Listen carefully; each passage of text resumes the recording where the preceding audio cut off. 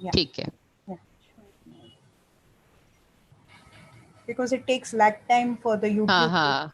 That's why. Yeah. We just, yeah, accordingly we can then allow people.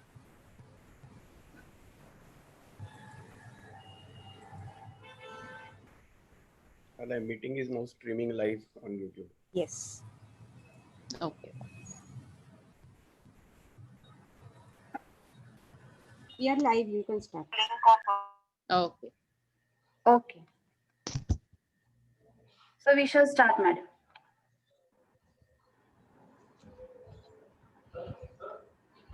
Hello? Yes, madam. Yes. Okay. Thank you. Thank you, Shivani, madam. A very good morning to one and all. I, Mrs. Amrita Avaraskar, welcome you all on behalf of AISSMS College of Pharmacy for the National Seminar on Assessment and Accreditation by NAAC for Perpetual Quality Improvement in Subsequent Cycles.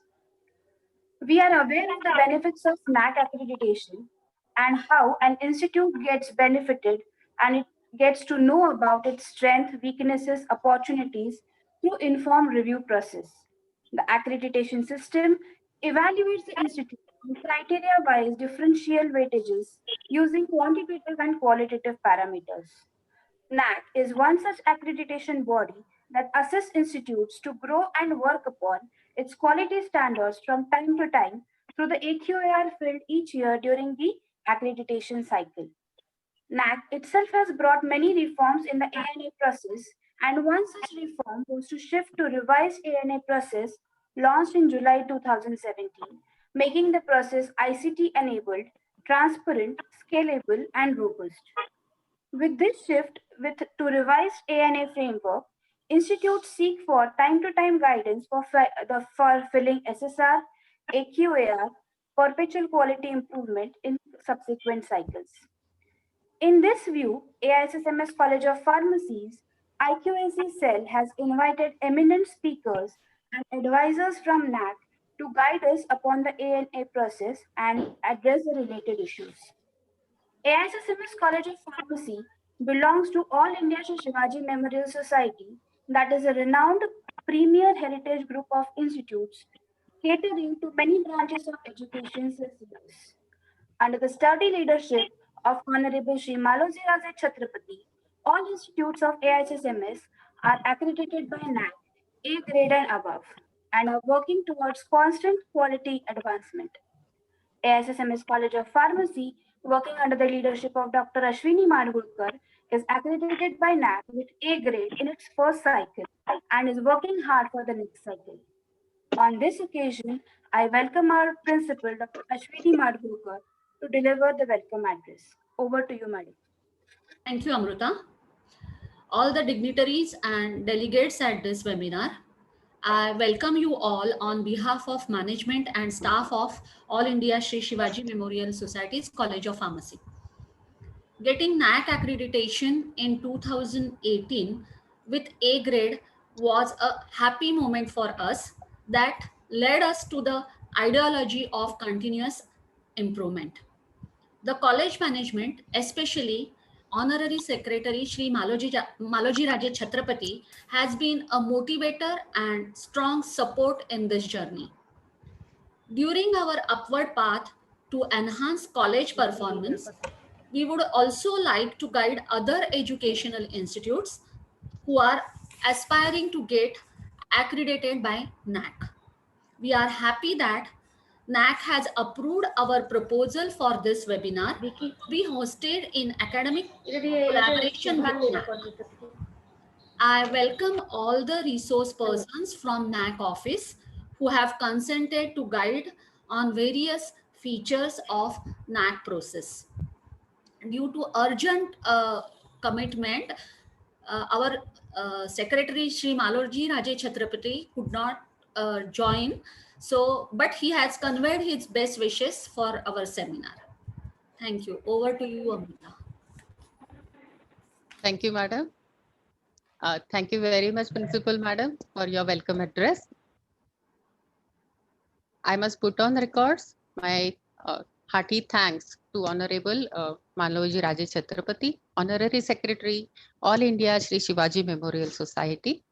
for sending his best wishes for this webinar today. I'm proud to say that Sir is a strong support and a constant source of encouragement in all the endeavors of our college. Sir, as well as other management members, have always taken keen interest in the progressive activities of our college under AISSMS banner. All the dignitaries and fellow teacher colleagues, a very good morning. Am I audible? Yes, yes. Okay. I welcome you all to attend this national webinar with us today. We know that NAAC, National Assessment and Accreditation Council, was established in 1994 as an autonomous institution of University Grants Commission and has headquarters at Bangalore. The mandate of NAAC, as reflected in its vision statement, is in making quality assurance an integral part of functioning of higher educational institutes.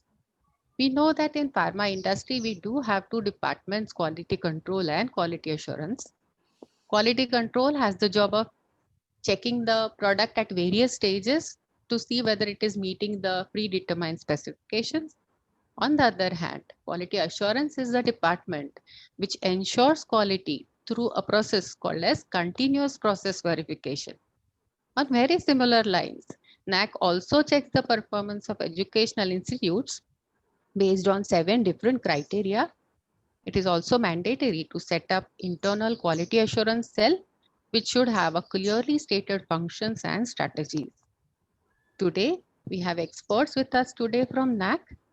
We are really grateful to Dr. Hegde ji, Leena Ghane madam, Dr. A.V. Prasad sir, and Dr. Enar Mohan sir, who have agreed to guide us on various aspects in NAAC procedure, right from IIQA to AQAR.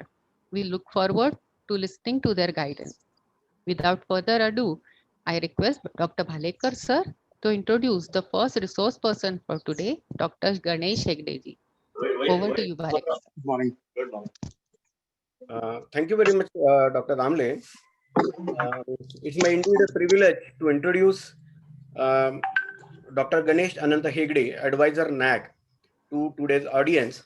Although most of us have heard him on different platforms through his enthusiastic interactions.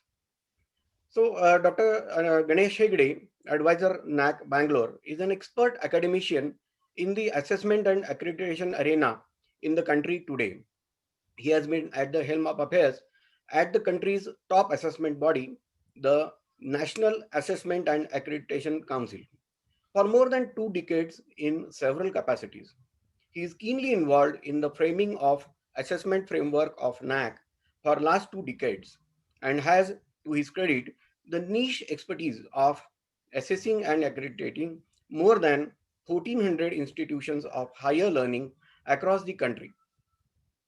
In addition to this, he has involved himself profusely in designing and conceptualizing assessment manuals in specialized areas like health, teacher education, guidelines, publications, etc. He holds a doctoral degree in mass communication and journalism from University of Mysore. True to his spirit, Dr. Hegde has organized several workshops for principals and faculty members for undergoing the process of accreditation. He has conducted several assessor training programs also at NAAC for vice chancellors, professors, and principals all over the country for training prospective NAAC peer team experts. In addition, he has coordinated the review of 66 academic staff colleges of UGC and submitted a report. He has been instrumental in bringing out the internal quality assurance guidelines and other publications. Dr. Hegde has equally contributed his professional prowess in the international arena as well. He has participated and contributed to national and international seminars on higher education, assessment and accreditation, internal quality assurance systems, quality in teacher education, best practices, and APQN online discussions, and so on. He has also participated and conducted training program for assessors abroad.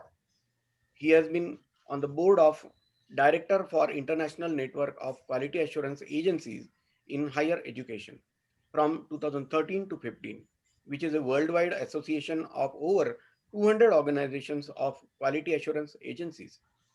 Dr. Hegde belongs to a rare breed of educationists endowed with a vision to make quality and excellence the motto of higher education institutions in India. Before joining NAAC, he has served as publication executive in Department of Science and Technology, Vigyan Prasar, Government of India, New Delhi.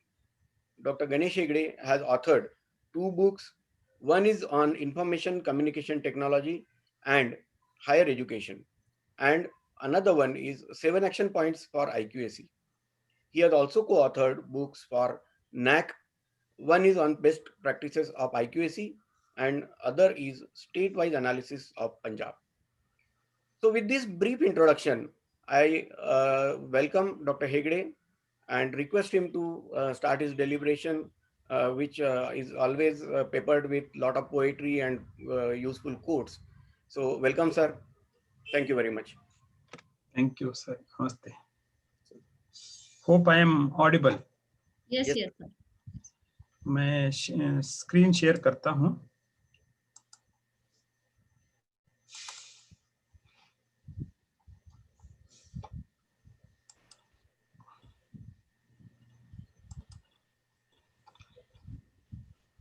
नमस्कार.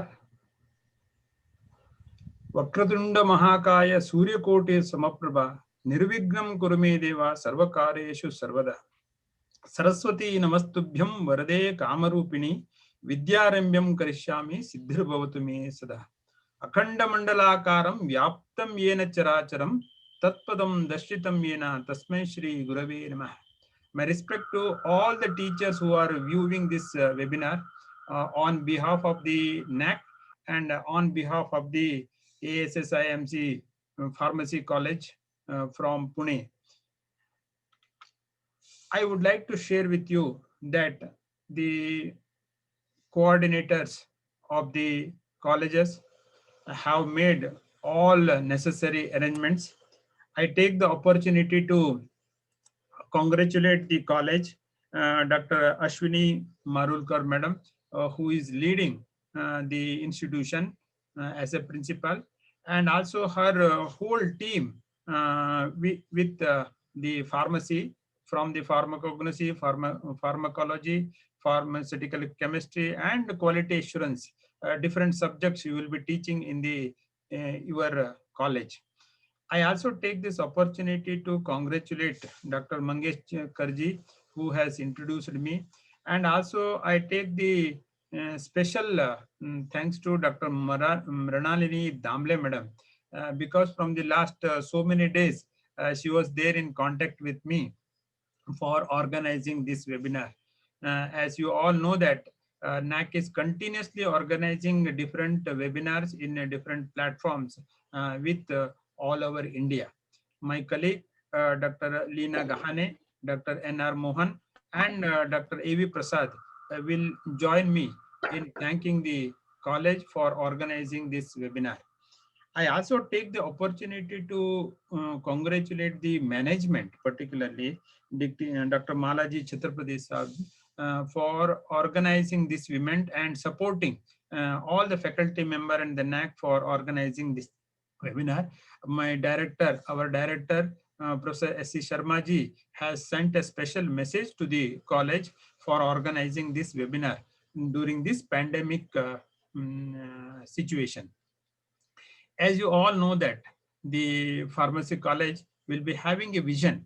The NAAC is also having a vision to make the quality as the defining element of higher education in India through a combination of self and external quality evaluation. Self-study report which you submit to the NAAC is the self-evaluation. External quality evaluation is the one which you will be assessed by the NAAC both on the quantitative and qualitative nature by the NAAC. NAAC is also taking up the promotion and sustenance initiative. Once this pandemic situation is over, we welcome you at the green campus of the NAAC Bengaluru. As you all know that the vision statement should be simple, short, and specific. Sometimes when you write a sentences, it will be long sentences will be there. The long sentences should be formed into the specific to the institution. If it is a pharmacy, it should be related to the pharmacy. If it is a women institution, it should be related to the women empowerment. So the institution, the vision statement should be short and sweet. The mission statement should be having a periodic assessment. This is about the NAAC, what we are doing. You may be having your own statement.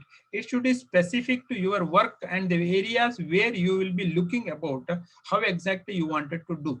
Now, academic environment enhancement, the self-evaluation, accountability, and autonomy and innovations in higher education. My request to when the NAAC talks about the innovations, it is not only the NAAC doing the innovations, it is also related to the higher education institutions doing the innovations. Now, in the third criteria, I will be highlighting to you, but what I would like to share at this moment is the Atal Innovation Center is there. As you are a pharmaceutical industry related courses, which your programs you will be running, my way of looking is that innovations comes with the drug discovery. When the drug discovery comes as the form of the innovations, I think the pharmacy college will be able to make a lot of difference in the community. And the quality related research studies, collaborate with the other stakeholders, and higher education evaluation is also another thing which NAAC has also brought out more than 12 the state-wise analysis report. My request to the institution, as you are already having a potential, when Dr. Ashwini Marulkar madam was speaking in the inaugural, she made a point that yes, we went for the 2018 for the assessment and we have got a grade. The grade is there as an outcome of your hard work, your concerted effort, your perseverance has brought to that level. But you have a lot of potential which you have not knocked right now. My way of looking is that one, institutions will be having the lot of potential. It may be quality assurance, it may be pharmacognosy, it may be the pharmaceutical chemistry, or maybe it may be the drug designing and development, or it may be a packaging of the drug. So it has got a lot of the potential to become the good institution. Embrace what you do not know, especially in the beginning, because what you do not know can become a greater asset. That's what the Thomas Edison has said. It will make you, and it will assure that you will be doing some good things in the coming years. I will be talking to you on the self-study report preparation and everything. But what I would like to request you is that kindly create a NAAC tab in the institutional website and go on documenting all the things and put a password there. So when you are going for the next cycle of accreditation, you kindly see that how your data will be useful. For example, if you're going the 2023 for accreditation, let us say that one, by that time, you need to have all the data with you. The data, how you can do it in every year, you will be doing some the industrial visit, you will be doing the extension work, you will be doing the governance. Those all the details, including the IQAC report, you can put it here. Whichever the document you don't want to share with the public, you can put a password. So my request to the institution is that kindly make sure that you will be having a tab at the institutional website. I will come to the 7 criteria for the assessment. My colleague, Dr. Reena Gahane and others will be talking to you at a later stage on a different perspective and also the different stages of the accreditation process. The curricular aspect, teaching, learning and evaluation, research, innovations and extension, infrastructure and learning resources, student support and progression, governance, leadership and management, institutional values and best practices. These are some of the 7 criteria are there. As you have the 7 days per a week, Sapta Swaras are there, Sapta Sagaras are there, and various Sapta Rushis also there. There are various things which will be there having the 7, but the 7 makes a lot of difference. It will give you a good energy to know that one, how exactly the institution functions from the curricular aspect to the governance. But the last criteria is a very peculiar one, where you will have a institutional values and best practices. The best practices should come out as a good practice in the seventh criteria. Student support and progression is also another criteria, where you will be able to make a big difference how outcome of the students are there. Student satisfaction survey is the new key indicator which has been introduced by the NAAC. Innovations ecosystem has been introduced. Alumni engagement has been introduced. Institutional values and social responsibilities. And lastly, it is an institutional distinctiveness. Whenever you talk about in the Pune region also, you may compare with the two institutions which may be pharmaceutical pharmacy colleges also. But your college cannot be compared with the other college, because your college DNA will be differ from the other colleges. How that the institutional distinctiveness is differs in the DNA of the institution, that you have to make a separate entity, so that nobody cannot overtake or overshoot, or able to design what the way you are making.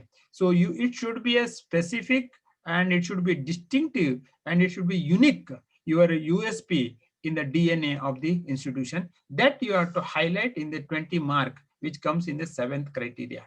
As you all know that there are 62 or 63% which comes as a quantitative.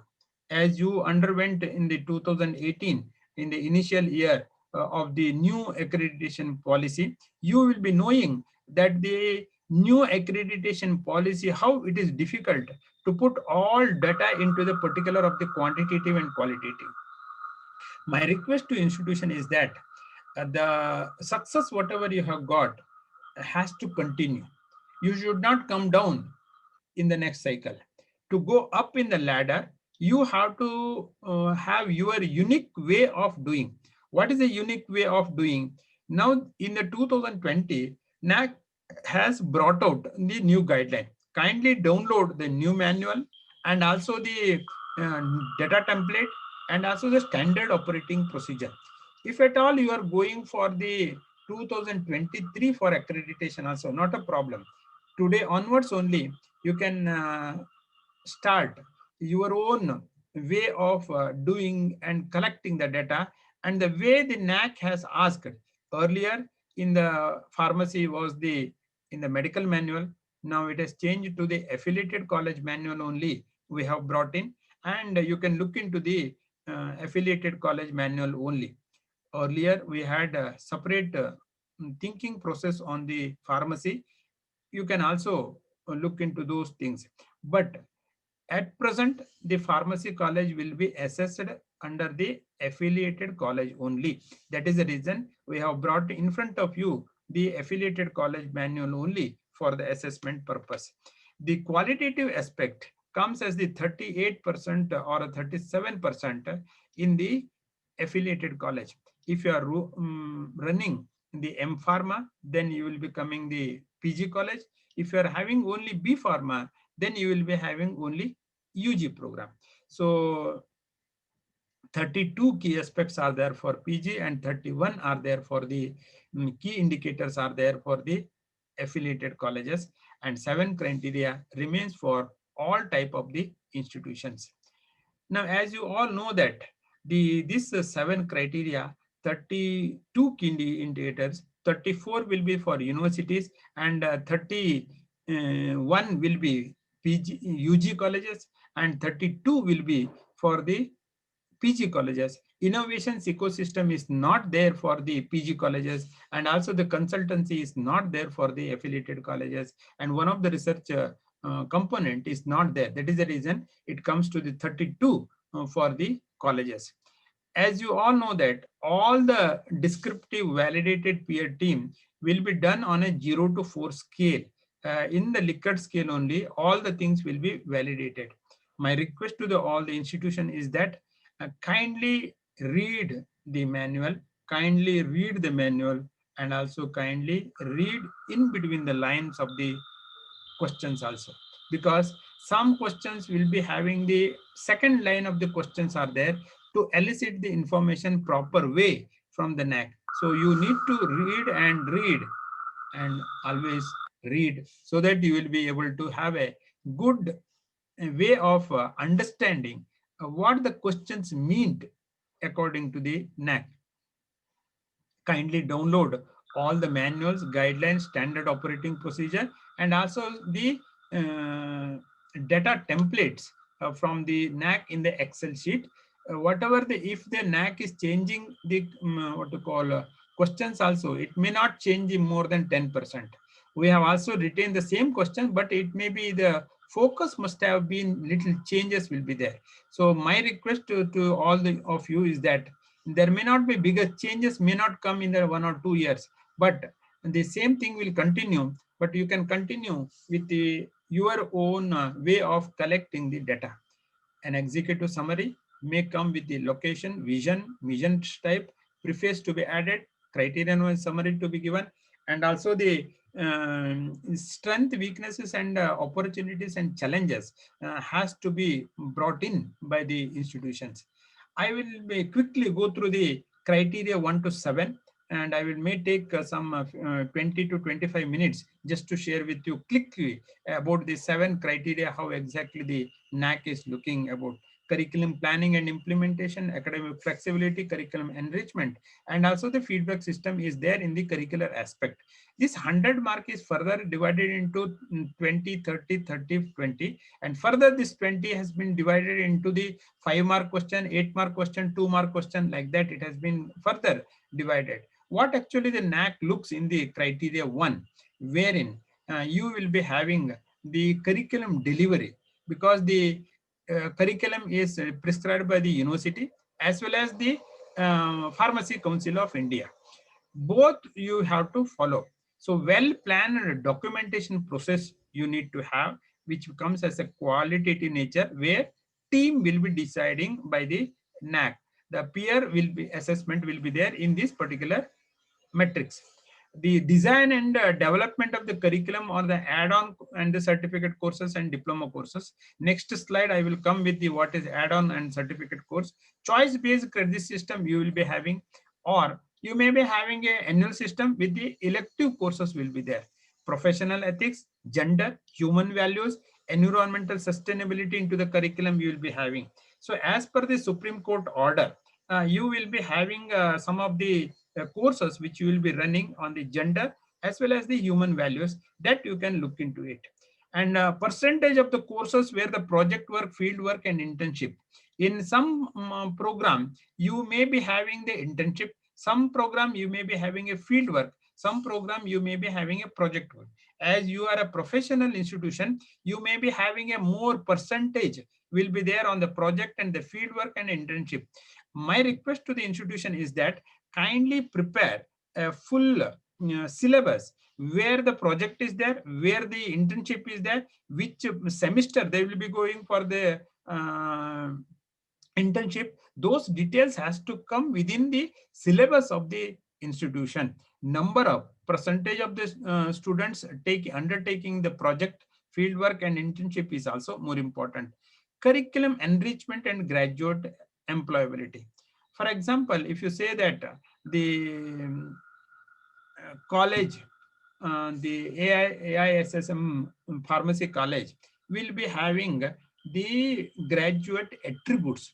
What is a graduate attributes? When a student comes from the pharmacy college of your institute, will be having 1, 2, 3, 4. What is that one? One is the knowledge component. His pharmacy knowledge will be high, whether it is a pharmacognosy, pharmacology, or a pharmaceutical chemistry, or maybe the quality assurance.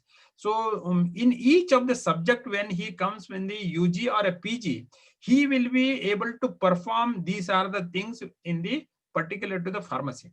When it comes to the second level, wherein your graduates as a college will be having a discipline and also the pharmaceutical ethics. That is more important. Pharmaceutical ethics is more important. Those things you have to design at your institution level, and you have to communicate to the student, and also student should be able to percolate into the system whenever they are there in the pharmaceutical industry, or maybe they are having a company, or they may be having a distributor, or they may be having a small shop also. Those pharmaceutical ethics should be followed. That is a graduate attributes they will be having. The final thing is the skill component. How will your student will be able to perform better in the society, and also in the industry, or maybe as a human being when overall. That is the graduate attributes. It may be discipline, it may be knowledge, or it may be skill component. So every student, is a boy or a girl, everybody should take an oath that we will be holding the upliftment of the institution as well as the moral values of ourselves. That is a graduate attributes will come as a byproduct of the institutional distinctiveness. The feedback collected, analyzed is another thing from the student, parent, alumni, as well as the industry feedback is more important. Industry feedback may be coming from the internship to the field work also. You have to take a overall improvement of the curriculum. Now, coming to the I would like to share with you that UG program are the BA, BSc, BCom program, or you may be having a B Pharma, or M Pharma will be the PG program. Now, what is a course or paper? NAAC is asking over the 5 years, how many courses have been changed, or percentage of courses have been changed over the years.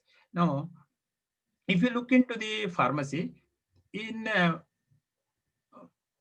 M Pharma for 2 years, you will be having some the 24 papers you may be having. So you will be having the papers. Those papers, how many you are having, that you have to give, and how many papers have been modified or changed accordingly you have to give, or number of credits which has been changed, that is also you can give. So for example, in history, you may be having culturals in the Indian subcontinent, history of India. In the similar way, you will be having in the paper course like pharmaceutical chemistry or pharmacognosy, you will be having some papers you will be having. Those papers you have to give. Now, what is the credit? A credit means 1 hour lecture per week equal to 1 credit. 2 hours practical class per week equal to 1 credit. Now, what is a elective course, or what is an open elective, and what is a core course? In the pharmaceutical pharmacy, also B Pharm or M Pharm, you will be having some core course. For example, in the MCom, I just brought into you that the business statistics or advanced management accounting are there.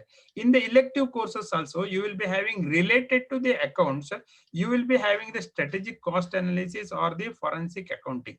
Now, in the pharmacy also, you can have a forensic medicine is one of the subject you can take up as the elective courses also. In the open elective, cut across the discipline from your college, anybody can take up. Suppose the entrepreneurship development, first year, second year, third year, any student you can select and they can have. Now, the legal environment and the business ethics, this related to the pharmacy also, you can have the same courses. Life skill and communication. Only thing is that content you can change, and their nomenclature may remain same or you may modify. So depending upon the university, you have to make that how you best your open elective are there, as well as the elective course and the core courses are there. For example, just to give you, in a MCom program, in the first year, second year, there are 4 semester will be there. 4 semester is converted into the core course, elective course, and open elective. So totally 98 credits are there. 60 credits comes as a core, and 30 comes as the elective course, and 8 may become the elective. So accordingly, even pharmacy also, as per the Pharmaceutical Council of India or Pharmacy Council of India, or maybe the university, you can impress upon to make sure that you will be able to have some core program and the elective program. This is about the MCOM they are having. These are MCOM elective things are there. BVOC, some of the things, if at all you are UGC approved college, you may get the sometimes Bachelor of Vocational. This slide maybe for the general colleges where they are having the 12B. In most of the self-financing colleges may not be having the 12B, but in self-financing colleges also UGC may give you the 12B, but they may not give you the grant. Only certain grants may be given for the faculty development program. But in the pharmacy colleges also, you can have some of the things related to the retail management or some food processing or the healthcare, the thing. You can look into the various things, maybe like the hospitality and tourism. You can have some vocational courses also. So 70-30 you will be having if you are running the choice-based credit system, you will be having the 70-30, which may be the core and the again the internal examination, continuous internal examination. You will be having evaluation procedure. You will be having. This is one of the university which talks about the ability enhancement courses, competency improvement courses, and the skill development courses. You can have core and the elective papers, and depending upon the your pharmacy things you can have. And my request to the institution is that some skill enhancement courses you can run as part of the course. A course may be a 2 credit which comes as the internal part, or you may have the externally also. You can have the business skill for a chemist, green methods in the chemistry, for chemistry for cosmetics and perfumes, and pesticide chemistry, something which you can uniquely you can design for a 6 weeks to the 6 days program course you can design for your own. Now just to share with you that the what is the add-on courses and what is the certificate course. A certificate course in the commerce, it may comes as the Amazon certified digital marketing is one of the course. TV production and the industrial psychology is another thing. You can put a paper on the add-on course for the industrial psychology also. And you can make the course on the health, fitness, and lifestyle management also.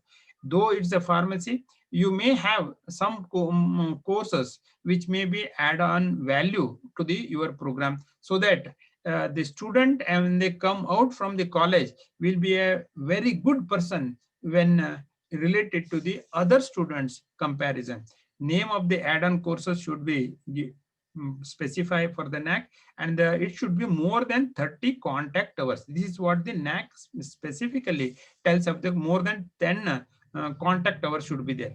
You can run the courses on the Constitution of India and professional ethics, or bioethics and biosafety and IPR you can run, and sustainable medical services you can run as a course. 1.3.1 you can have the institution integrates the cross-cutting issues relevant to the professional ethics gender. This is the 10-mark question is there at present for the from the evaluation point of view. So this 10 point you will be able to see that how it is evaluated. This will be evaluated through the on-site visit. Now 1.3.2 talks about the average percentage of courses that include experiential learning through the project work, field work, and internship. This will be the 10-mark question again, and it will be validated through the DVV process. It is called data validation and verification process. 5-year data you have to give, as you see the how calculation will be done, and percentage will be calculated every year, and then divided by 5 will be coming as a average percentage. Now 1.3.3 also talks about the percentage of student. There the courses, here is the percentage of students undertaking the project. There is again 10-mark question is there. Now I just would like to share with you how this 1.3 curriculum enrichment will be calculated by the NAAC. Now 1.3.1 is having the 10 weightage.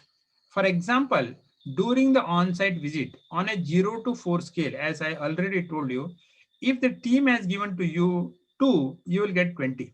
If the team has given maximum 4, you will get the 40. If the team may give you the 0, you may get the 0 also. So this is about the peer assessment. Now the next key metric talks about the 1.3.2 is the system generated score. Once the DBV process is over, you will be able to get the result. Now the DBV process, during that question of the percentage of courses having the field work, if you get the 3, you will get the 30. If you get the 4, you will get the 40. Now in the next question, suppose the DVV after finalization of your score, if they given the 2, then you will get the 20. Now, system generated score, we have a benchmark. Those benchmark is not made public by the NAAC. So at present, it is a confidential document. For the peer assessment also, it's a 0 to 4 scale only. The team will validate whether and how far you are good in the institutional thing. In this matrix, you have got the 3 metrics. You have got the 10, 10, 10, 30. So out of the 30, if you calculate, you have got the 70. Now maximum one can get is the 120. The institution has got the 70. So in this way, the IQAC coordinator of the each institution may calculate, and accordingly they can work out how exactly. My request to the institution is that whenever the good student comes with a 78%, let us say, we'll say that one, why can't you score more and 5% more, 85 to 90, why can't you score? My way or request to the institution is that already institution has made a good beginning, though those beginning has to continue further for improving the institutional overall ambience as well as the overall outcome of the institution.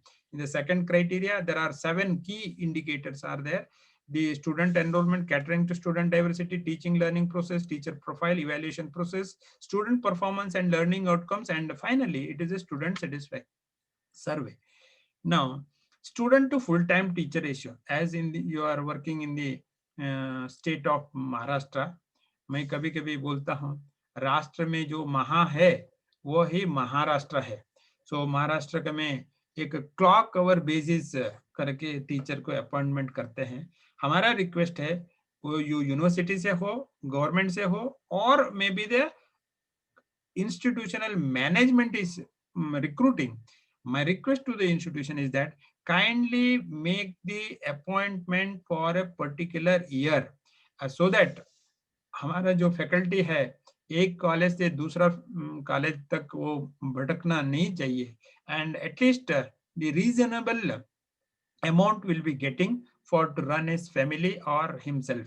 So teacher full-time ratio means in the glossary, if a teacher takes the 90% of the workload and if his or her appointment is there for a year, the thing, then only he will be considered as a full-time teacher ratio. The full-time teacher ratio will be calculated for the second criteria, and also the student mentor to mentee also it will be calculated, because this is one of the area where the extended profile come to help to the NAAC. ICT enables tools and effective learning. Today, at the COVID-19 situation, many teachers are using the ICT enabled service. I have a line for the teachers is that जब भी ये COVID-19 situation आया है, the first one to adopt this type of the technology intervention is the teachers. So every day they have kept the good self-reliant and also the psychology and the motto and the motives of the student, keeping the student intact with them for learning activities. My congratulations to all the teachers community who have done. Now, for the assessment purpose, how it will be calculated? If you have done all the type of the ICT enabled tools using the what to call Zoom platform or a WebEx or the any other platform or a Google platform, you kindly record it and keep it as a record facility with you, so that you, if you wanted to show to the anybody, it will be easy. And the second thing is that download and keep it in your institutional website as a recorded one. And if you wanted to go to the www World Wide Web, you can go ahead. My request to the institution is that not only from your institution, other people may look for a good video of a particular subject. If you wanted to go for the that type of the things, I think it is the best way of looking to put on the institutional website. Ratio of mentor to mentee student, how it will be calculated. Suppose if you are having 460 students in the pharmacy college. Now, out of the 460 students, you will be having the 18 teachers. 18 into the 440 students, automatically it will be calculating the percentage. 1 is to so many students, it will be calculated. So program course outcome has to be there. As you are a pharmacy college, you will be having the program course program outcome and the course outcome you will be having, that you have to highlight during the your assessment process. There is nothing to permanent except the change. Change only thing will happen every day, and you need to adopt and accept the changes. Now, in the changes may happen in the life also. Earlier we may not be doing, but you have to do in a new way. परिवर्तन केवल निरंतर होना चाहिए. And the social distance is one of the things is coming up, but you have to have the social distance, but learning may not have the distance. You can learn anywhere, anytime also. So that is that should be the way for the learning purpose. आविष्कार हो, अन्वेषण हो, नवाचार हो, आप project का साथ, student का साथ कर सकते हैं. These are some of the things which ICT enabled services many colleges have done. My way of looking is that after this COVID-19 situation से हम जब बाहर आते हैं, हफ्ते में एक दिन पूरा फैकल्टी एक जगह बैठ के थोड़ा रिसर्च का बारे में अन्वेषण करना है. वो प्रक्रिया ऐसा होना चाहिए 4 बजे नहीं तो 5 बजे तक एक one faculty every week will give you the review of the some papers what they have read or they are writing. Those things can be discussed in the teachers meeting, and you can use the flipped classes, you can use the e-reviews, and you can use the IEEE Explore. So many things are there in the World Wide Web. You can use any of the things. Benjamin Bloom earlier told about the Bloom's taxonomy. My way of looking is that one, accreditation taxonomy. Accreditation taxonomy is nothing but from the questions which NAAC has asked, the glossary which NAAC has prepared, and also the standard operating what NAAC is telling, that if you understand in a proper way, I think it will be the accreditation taxonomy, you will be able to make a difference. So every institution has to make their own program with the course outcomes. Each course has to come with a course outcome. It may be business statistics or it may be pharmaceutical chemistry. You have to have your own course outcomes. So course outcome may have the course learning outcome, teaching and learning activity which you have done, and also the assessment task, whether it is a class participation, assignment, whether it is individual, whether it is a group, whether it is a midterm examination or an end semester examination, it will be taken care. So you have to design your own learning outcomes. So learning outcome may come with like this way. It's for the MCOM, which I have brought in front of you. I just would like to share with you in the second criteria also, as I told you in the first criteria, you can make your own the second criteria also, the calculation in this way. In this matrix, maximum weightage is 50, and you will be getting The maximum is the 200, but the institution has got 150. So accordingly, the coordinating IQAC coordinator may make their own way of calculation. So this is the peer assessment. NAAC does the peer assessment for the qualitative metrics. Quantitative metrics comes with the benchmarking. So the benchmark is a confidential document at the NAAC. Right now, it is not openly available. Whatever the institutions are doing, if you give the honest representation, I think it will be the best way of looking. This will become as the system generated score. This is on the 2.4.2, talks about the average percentage of the full-time teachers. You can calculate every year, and then finally divided by 5, it will give you the average percentage. मैं एक हिंदी का line आपका सामने पेश करना चाहता हूं, वो ये है, उनके लिए सवेरे नहीं होते जो जिंदगी में कुछ भी पाने के उम्मीद छोड़ चुके हैं। उजाला तो उनका होता है जो बार बार हारने का बाद कुछ पाने के उम्मीद रखते हैं। आप उम्मीद रखिए ताकि आप अच्छा काम कर सकते हैं। The research, innovations and extension, there are the 5 key indicators are there: resource mobilization, innovations ecosystem, research publication and awards, extension activities and collaboration. My request to the institution is that innovations is more important. In the grants for research, IPR activities. In pharmacy, you can do a lot of the IPR activities. Pharmacy is a major component for industry, academia, innovative practices. You can do it. Ecosystem, innovations ecosystem, you can do it very well in the third criteria. Seminar, conferences, workshops conducted, organized, and also participated is another thing. Research papers per teacher in the refereed journal. I just would like to share 2 things with you. What is that one?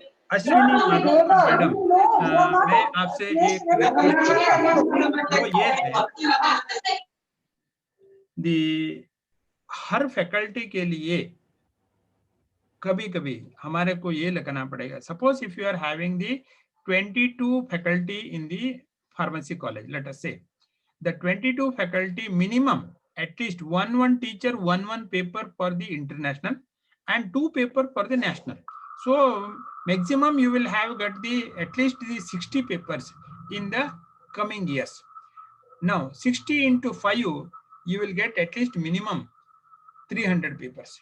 My request to the institution is that if the 300 papers are written, I think that is a great contribution by the faculty member.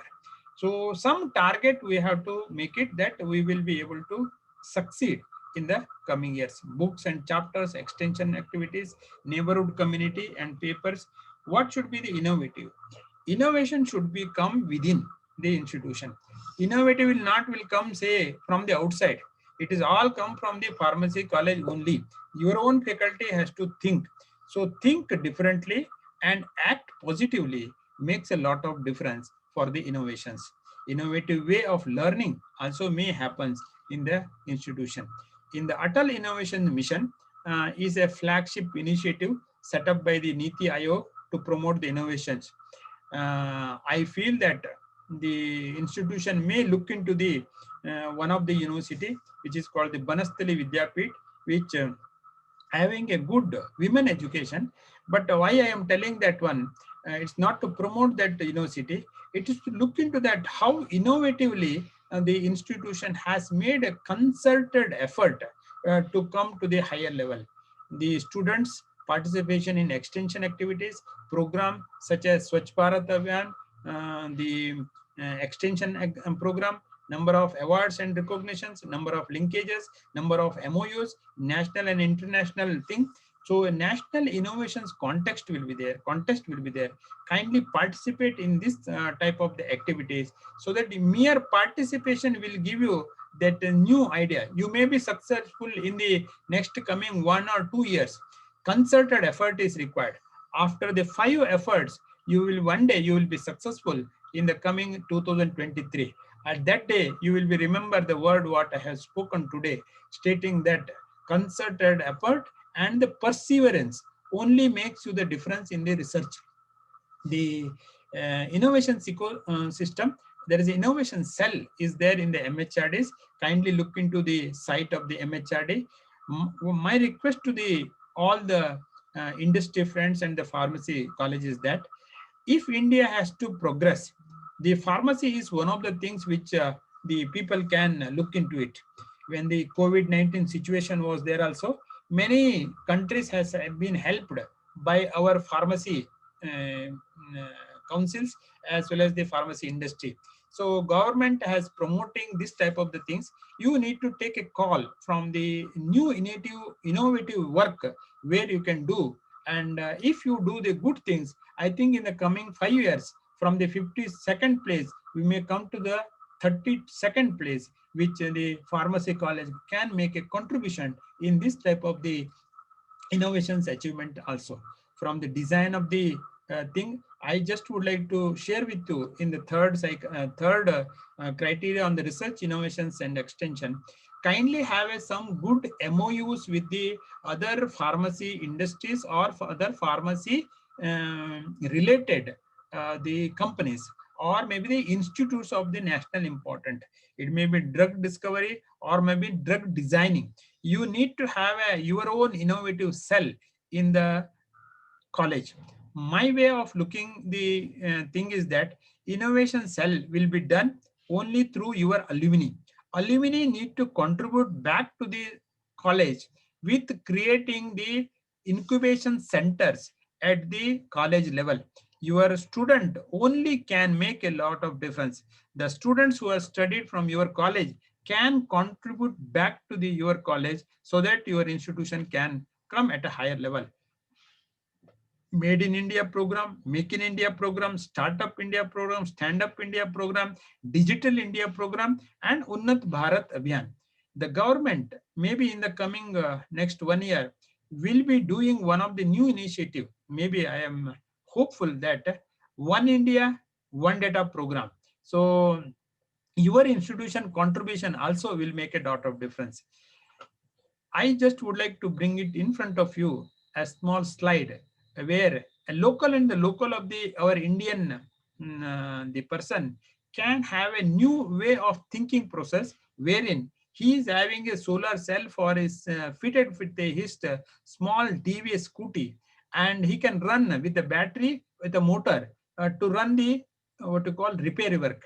So this can be converted as a light also in the night also.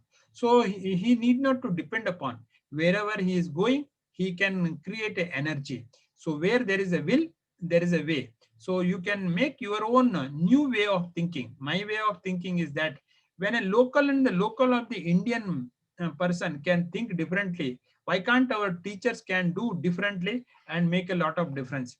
I just would like to give you a few things because you belong to the healthcare industries, where as a support is that your student can take up it may be the aged persons, it may be the pregnancy, or it may be the patient care, or it may be the anything related to the health related thing. You can make your own way of the software development and also the way of thinking process. The way of thinking process, why I would like to share with you is that interdisciplinary is more important. Your student should work with the microbiology. Your student, you should also work with the mechanical thing. And if you wanted to make the interdisciplinary, then only you will be able to make a difference in the coming years. It's not only the pharmacy, it is some different interdisciplinary areas you have to look into it.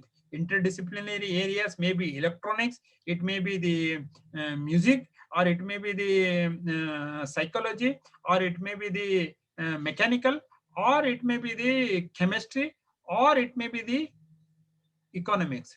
So you have to look into the various interdisciplinary things which you can do for the research areas.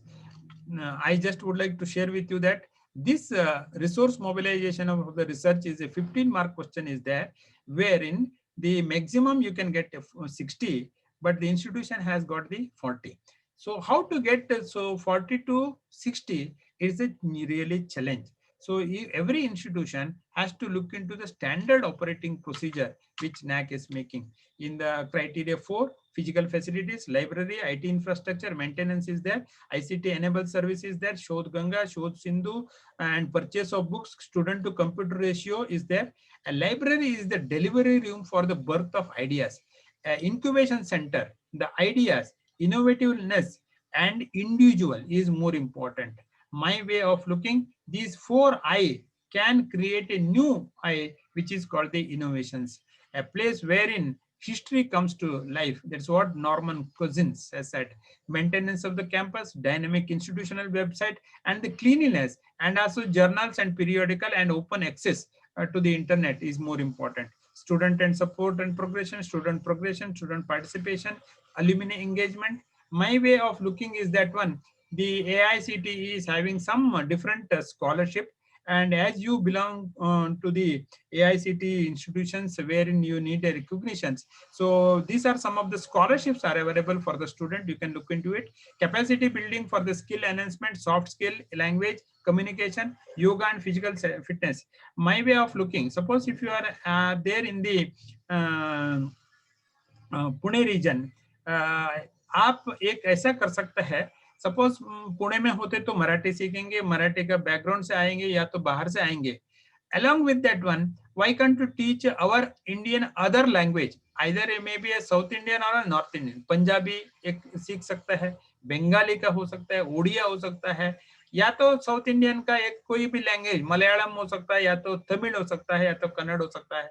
So any one language of the Indian also can be promoted as the certificate course in the things along with the foreign languages also. Yoga, physical fitness, ICT enabled skills, remedial coaching, yoga, meditation, placement of the outgoing student is more important. You may be saying that one, we are having good placement services, but more than that, 100% placement is also more important. Student going to the next level is also more important. Student representation, alumni association, as I already told you, and in the next academic year, when the new academic year comes up, maybe in the October or November, you will be having a new batch.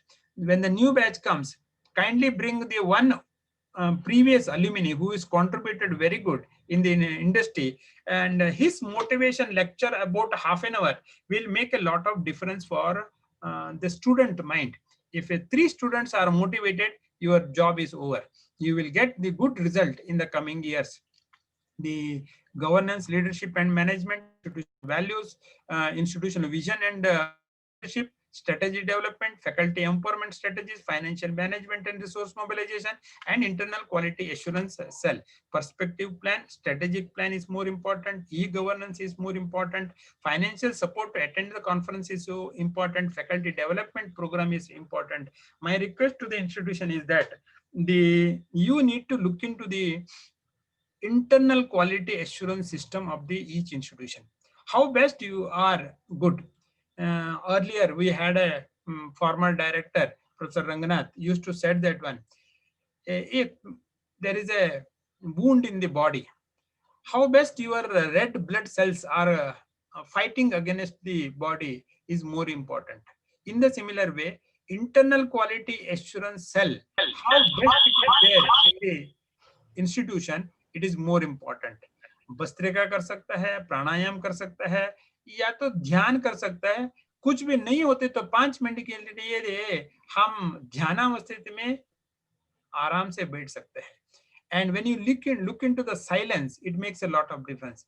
In one of the school, what they are doing is that from the 12 o'clock to 12:05, there is no class. Every student, every faculty, wherever they are there, they will be keep silence for 5 minutes. These 5 minutes of the silence give you the inner strength. That is more important. If you could not do the yoga, meditation, and at least you can chant some of the Sanskrit shlokas also. Sarve bhavantu sukhinah, sarve santu niramayah, sarve bhadrani pashyantu, ma kaschid dukh bhag bhavet. Om Shanti Shanti Shanti. In the similar way, you can have if you can make the yoga नहीं कर सकते होते तो gym कर सकते हैं, gym नहीं कर सकते तो वॉकिंग कर सकते हैं, वॉकिंग नहीं कर सकते तो स्किपिंग कर सकते हैं, या तो हम मैराथन रनिंग भी कर सकते हैं. It depends upon your body and your strength, and IQAC is also like that. It depends upon institutional strength. IQAC may bring out their own the logo for their own benefit, and learning outcome they can bring out. Legal matters is more important, institutional strategy is important, academic and administrative audit they can do it, and they can create a small cell as a board, internal quality assurance cell you can create. And IQAC should be devotion and commitment. मैं खास तौर पर doctor Mrinalini Damle madam को धन्यवाद देता हूं और साधुवाद देता हूं, क्योंकि आज उनका परिश्रम से ये वेबिनार हो रहा है. IQAC is a dedicated a team of the 4 to 5 or 6 people in the college, and in the university it will be having the devotion, the commitment is more important, and IQAC can create a sustenance through the quality inculcation is the motto of the IQAC. You can make it. For me, the IQAC means physically fit, mentally alert. That is my slogan for the IQAC. And you can create आंतरिक गुणवत्ता आश्वासन cell करके एक IQAC का cell आप लोग कर सकते हैं. And this is one of the meeting which is under the leadership of the Vice Chancellor. It is going ahead here. And my request to the institution is that bring out the good documentation practices. Department heads strictly adhere to the GDP. What is a GDP? GDP is not gross domestic the thing. It is the good documentation practices. A good document practices should have clear, precise, accurate, legible, and unambiguous and prohibitions. And it should not be erasable in the ink. Correction fluid should not be there. Use of pencil should not be there. A good documentation should be a good document wherein it will convey the meaning of the documentation. IQAC may bring out newsletter. IQAC may bring out the integrated information system with admission, pre-admission to the admission, to the enrollment, to the attendance, to the financial management, to the examination system, and the graduate attributes and the audits and the alumni. It can bring out 7 criteria. You can put these 7 files, and some proverb somebody said, if you have not done documentation of an activity means that you have not done it. So you have to look into various things, and IQAC may prepare annual quality assurance cell, and this is our founder director, Professor Nigvekar, wherein I respect him a lot. Resources versus the reputation. If your reputation is good, you will get the good resources. If your resources are good, you actively participate and make the resources more. Reputation mode. So reputation depends upon both quality and quantity. And revised accreditation framework is available in the NAAC guideline. You can this is in the draft, and the final draft will be put on the NAAC website also. And this is how the open-ended the question of the IQAC, wherein you will be able to get a more mark.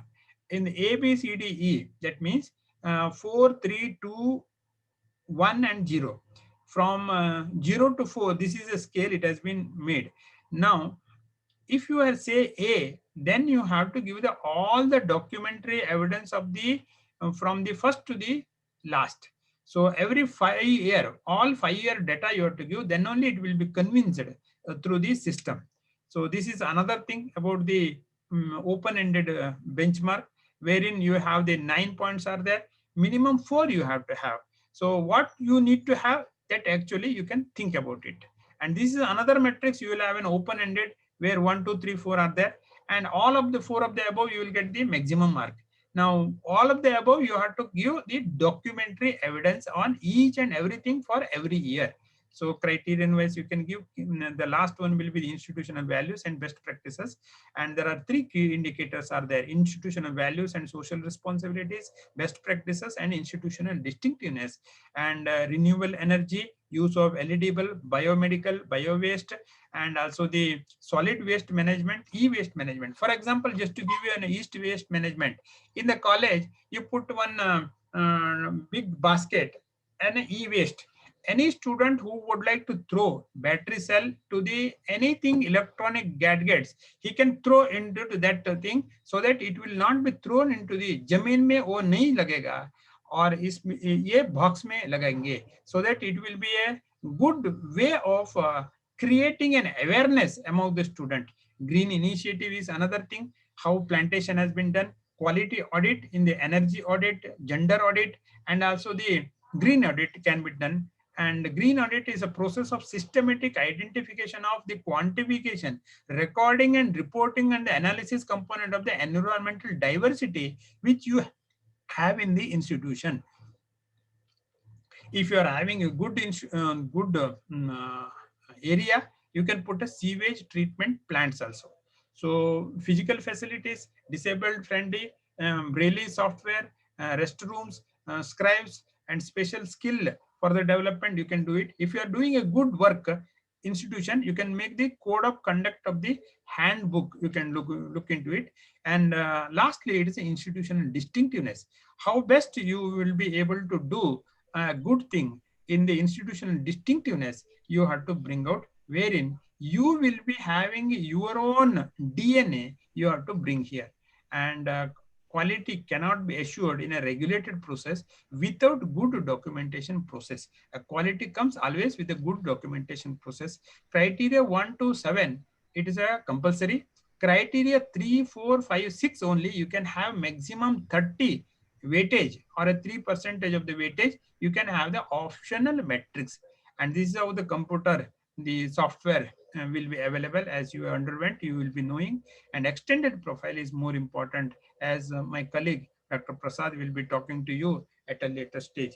अंत में मैं इतना बता सकता हूँ, लहरें से डरकर नौका पार नहीं होती, कोशिश करने वालों को हार नहीं होती।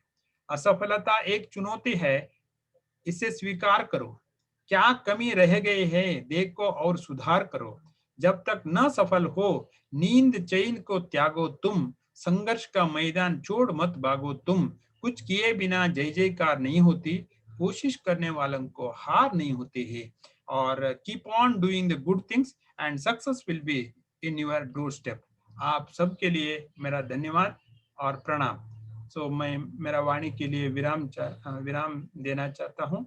आपके लिए बहुत बहुत शुभकामनाएं। धन्यवाद।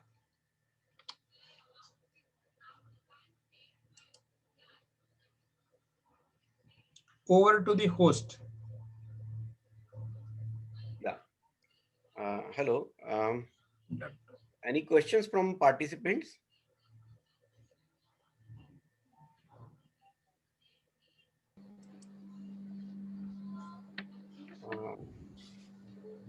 So thank you very much, sir, for that self-explanatory talk on the assessment criteria. I thank you profusely for this wonderful talk, and request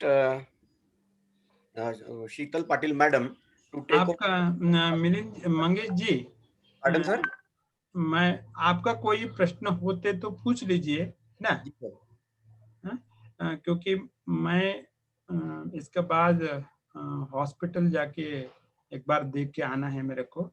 मेरा colleague doctor Leena Gahane, doctor AV Prasad and doctor Mohan will be there with you for the further thing.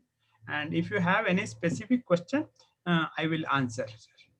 Sir, there is a question on from Mr. Nanjapaya. He is asking you to give some more inputs on institutional distinctiveness. Yes, sir, institutional distinctiveness. Suppose Mangesh ji Bhalekar है क्या?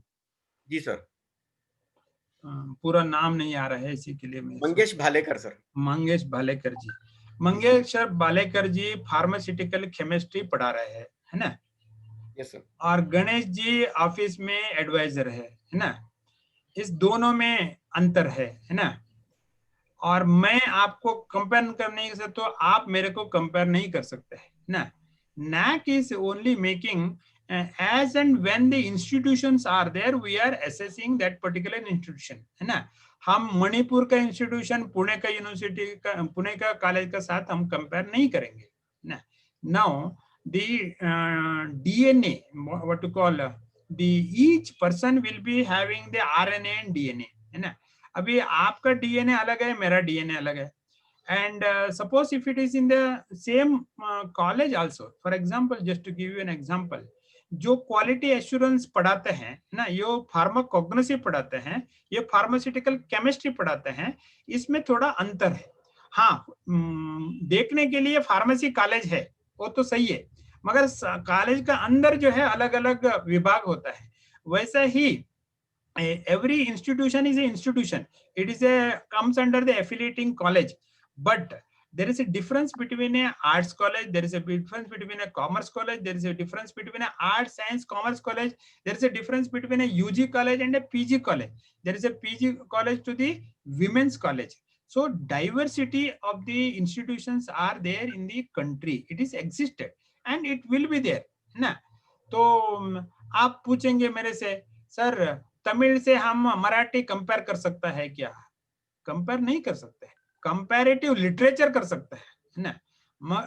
मेरा ये निवेदन है, जो distinctive है आपका college में क्या अच्छा है, कभी कभी आप प्रिंसिपल्स का प्रेजेंटेशन देखने से पता चलता है, when you go for a visit you will say that one, sir उस कॉलेज में ये नहीं होता है, हमारा कॉलेज में होता है, उस कॉलेज में ये नहीं होता है, हमारा कॉलेज में होता है। ये सारा जो है वो डिस्टिंग करके वो आपके पास कम से कम 5-6 पॉइंट जो है लेके आता है, हम इसी के लिए अलग है, इसी के लिए मेरे को अच्छा ग्रेड मिलना चाहिए, ऐसा करके वो उसका राय रखता है।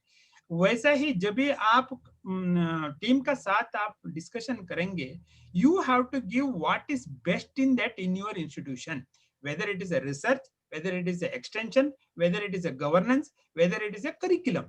So what it makes, जैसा आपको पता है, see ingredient makes a lot of difference, है ना।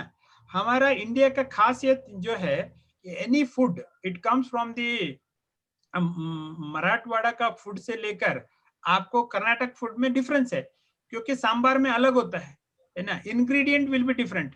What is that ingredient you would like to say it is good in your institution? That has to come from within. Ganesh Hegde बोलने से, मंगेशकर बोलने से नहीं होता है। It is the interactive sessions which you will be having with your faculty, management and finalize. So that should be the distinctiveness of the each college. There are few more questions. Collaboration with the MOU, some Sachin तेम्बुने साहब ने एक पूछा है, collaboration with the sister institution is not considered at the NAAC. In the standard operating procedure we have made clear. कभी कभी क्या होता है मंगेशकर जी, जब भी DVV process becomes very difficult, सत्य बहुत कठिन होता है सहने के लिए। कभी कभी NAAC में सिर्फ ग्रेड लेना है करके अलग अलग तरीके का डॉक्यूमेंटेशन बनाते हैं। Don't do that things to the NAAC. It is for the not for the NAAC sake. It is for the institutional overall improvement, है ना। NAAC में बेंगलुरु में बैठ के भी हम बोल सकता है ये थोड़ा डॉक्यूमेंट ठीक नहीं है। DVV प्रोसेस में खास तौर पर पता चलता है whether it is a reality or not. हमारा निवेदन है सचिन जी से, सिस्टर इंस्टीट्यूशन से कोई ऐसा MOU मत बनाइए। हाँ, बनाना होता है तो दूसरा इंस्टीट्यूशन से बना दीजिए, that NAAC will consider, है ना। I have a question in the 2F and 12B. Can we share the inputs why government has different policies for the benefit of the 2F and the 12B approved government aided and self-financed colleges which are striving to do their best possible? मैं श्रीकांत भंडारी के लिए एक बताना चाहता हूं, ताकि उन्होंने उनका मैनेजमेंट से पूछना चाहिए। ज्यादातर से management has given a writing to the government stating that we don't want your fund, that is the reason self financing colleges have come up. So government, particularly in the state government, before establishing the college itself, they are asking that whether you need or not. So when the government, they have given writing that we don't your fund. So then only the establishment comes. Still, for the 12B purpose, the UGC is not made anything like that. UGC will give the 12B for the private self-financed colleges also they are given. But funding depends upon the recruitment of the teachers. So 2F and 12B guidelines will be available in the UGC website. You kindly look into it. मैं सचिन भंडार से ये अनुरोध करता हूं, आपका university Pune university है, कौन सा यूनिवर्सिटी एफिलिएटेड मेरे को पता नहीं है. मैं ये निवेदन करता हूं, आप अपना कॉलेज डेवलपमेंट काउंसिल से आकर पूछ लीजिए. They will give you the answer that the 2F and 12B के लिए क्या करना चाहिए ऐसा करके. सचिन भंडारी, आपके लिए धन्यवाद. आपका प्रश्न का उत्तर के लिए आपका यूनिवर्सिटी आंसर देंगे. ज्यादातर से university grant commission has got the rules and regulation to recognize the 2F and 12B procedure. That procedure you have to follow. Sir, Sorry, sir. हाँ बोलिए. Sorry, sir. हाँ. So my question was, हाँ. I was looking after 2F 12B. We have been approved by UGC as 2F 12B certified institute. Yes, yeah, I'm from the host college, SSMS College of Pharmacy. Right? We have been given the approval. My question is that we are not eligible for development grant. Yes, sir. Wherein 2F will be government approved or government finance or aided colleges are being provided development grant. Why not for self-finance institutions if they qualify through all the criteria? Sir, all the criteria, they are not qualified. It has come from the long way from the 2001 onwards. Tamil Nadu government and Tamil Nadu colleges already have a made a representation to the government and everything. Government policy is that I cannot go beyond that one. You may request to the UGC, but the UGC will have their own policies and procedures will be there that you have to follow it. And rules and regulations will be there. Rules kab kaun hai? We are only doing the rules. I am not saying no, but at the same time, whatever the rules are there, we have to respect right now the rules. And if you wanted to write a letter to the UGC, you are free to do that letter to the UGC. No problem. You can write to them. Yes. Okay, sir. Thank you very much. Thank you. Sir, Hegde sir. Haan, sir. Sir, this is being aired on YouTube as well. So there is one question on YouTube. Can I ask that? Haan, sir. Yeah. So this is Kashit sir. He's asking, what is the role of university approval of teachers if full-time teacher is related to only 1 year continuous order? Sir, I already told you, see, recruitment of the teacher does not come under my purview of our NAAC. We are only asking you have been the recognition. That is the reason we are taking an undertaking from the college. Undertaking states that the college will follow all the UGC and also the state affiliating university norms. When the state affiliating norms are not fulfilled, and you have to ask the affiliating university. अगले बार जब ये approval देंगे तब तो थोड़ा strict तो करे ऐसा करके. So the management or the colleges, they have to take care of the recruitment of the teachers come under the purview of the affiliating university. है ना? तो affiliating university अगले साल approval देने का समय I think they have to look into it. We are only suggesting that at least the teacher should be there for a full 1 year, whether it is a contract or whether it is a clock hour basis, whatever the things, nomenclature will be there. But at least for a year, his recruitment should be there. That is our thing. Because we have also observed sometimes guest lecture, sometimes clock hour, sometimes the various nomenclature is that वो कभी dictionary में नहीं होता है ना, तो बहुत मुश्किल होता है जब भी हम सुनते हैं ऐसा ऐसा नोमेनक्लेचर कहाँ से आता है करके. So you have to glossary जो NAAC का है उसको बढ़ाना पड़ेगा, है ना. वैसा ही कभी कभी बहुत मुश्किल होता है. हमारा ये निवेदन है ना. it's not only the NAAC. The NAAC is only the assuring the quality. Yes, we do accept that one, but before going the accreditation, the institution, the affiliating university also should make best efforts to put the teachers recruitment in the proper way. That is our request also. So हम recommendation में हम लगा सकते हैं, but whatever the recommendation is that जो university में बैठे हैं उसका कान तक तो पहुंचाना चाहिए ना, तो तब तक जब ये नहीं पहुंचाता है एक्शन नहीं रहेगा. सो बातें बातें ही हो जाएगा, बातें में बंद हो जाएगा, ऐसा नहीं होना चाहिए. हमारा ये निवेदन है, we are also making efforts with the state wise analysis of the accreditation reports. We will also bring it to the wherever the appropriate authorities are there. We will bring it to the authorities. And I just would like to give one more the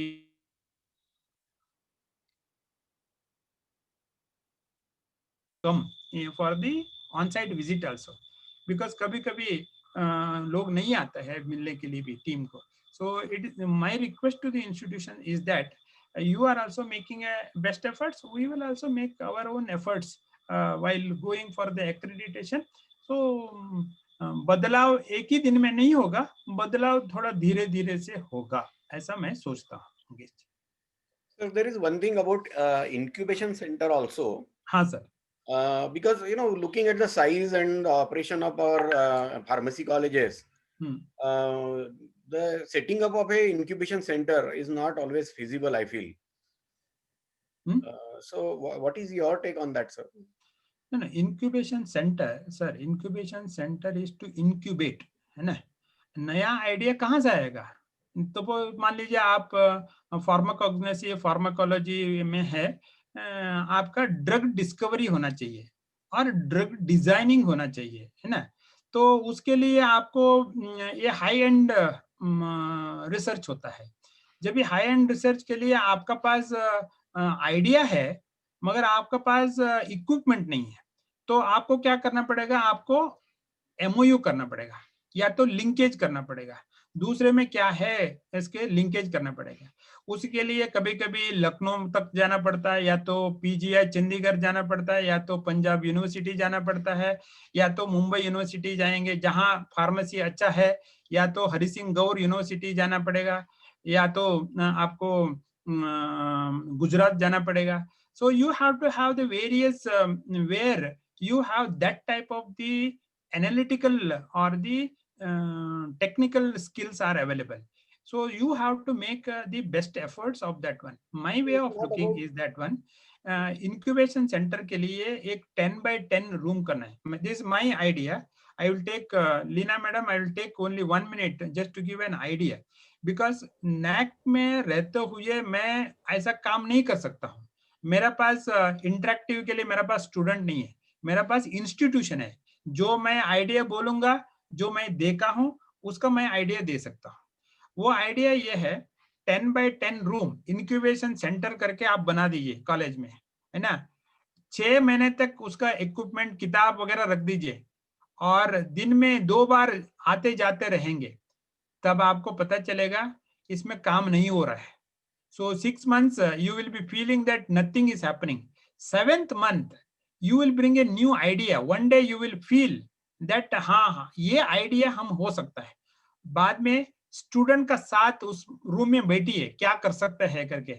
नया idea खोजने के लिए आपको थोड़ा शांति से बैठना पड़ता है. And you have to think where you will be able to get the new ideas. New idea will come with a new student. A student will bring you the new idea. I have a strong belief that a good student will bring you a new idea. A good book will be a new idea. A good research paper will bring you a new idea. That is the way we have to think. And the thinking process जब भी start होता है, तभी 1 साल का बाद आप सोचेंगे हाँ हेगड़े साहब ने उस दिन बताया था, हमने किया है और हमने करके दिखाया है. So it will take more than 6 months to 1 year to get into the mode of that one, है ना. जैसा हम बोलते हैं, आपको भी पता है, एक बहुत लंबा का रास्ता जो है एक एक कदम से होता है। हर दिन एक एक कदम आगे बढ़ना चाहिए, तो हम मंजिल पहुंचा सकते हैं। तो आप कोशिश करिए, हो जाएगा। और खास तौर पर मैं आपको एक आज देश पांडे साहब है, पुणे में भी है, वो एक मैनेजमेंट इंस्टीट्यूशन में है। He talks about the incubation centre in the startup, है ना। एक कॉलेज पुणे में है, कम से कम 12 स्टार्टअप है उनका साथ, है ना। So every student have made their efforts. So मैं मृणालिनी मैडम को उनका नाम मैसेज कर दूंगा, and you can talk to him, and that is a motivation he can give. Yes, sir. So I think with this, I thank you for all the inputs that you have given and answered all the questions. And I request Sheetal Patil madam to come on and take the program further. Thank you very much, sir. Thank you, sir. It gives me great pleasure. Am I audible? Yes, madam. Yes. It gives me great pleasure to introduce a multifarious personality, our next speaker, Dr. Leena Govind Ghane, Deputy Advisor, National Assessment and Accreditation Council.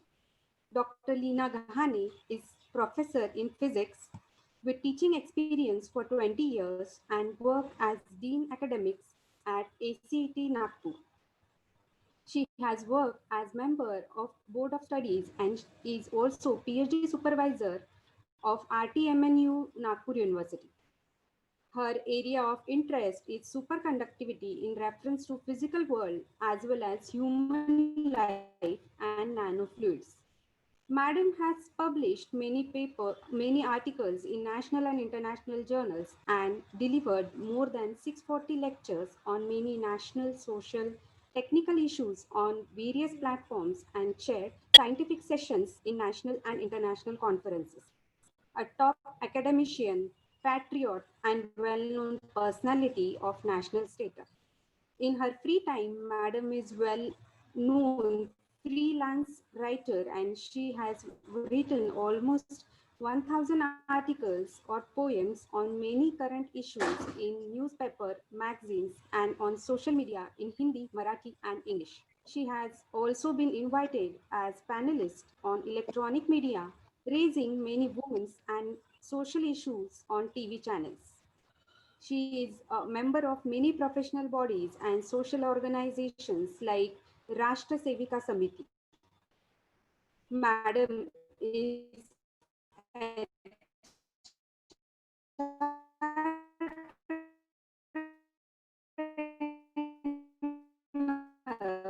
for many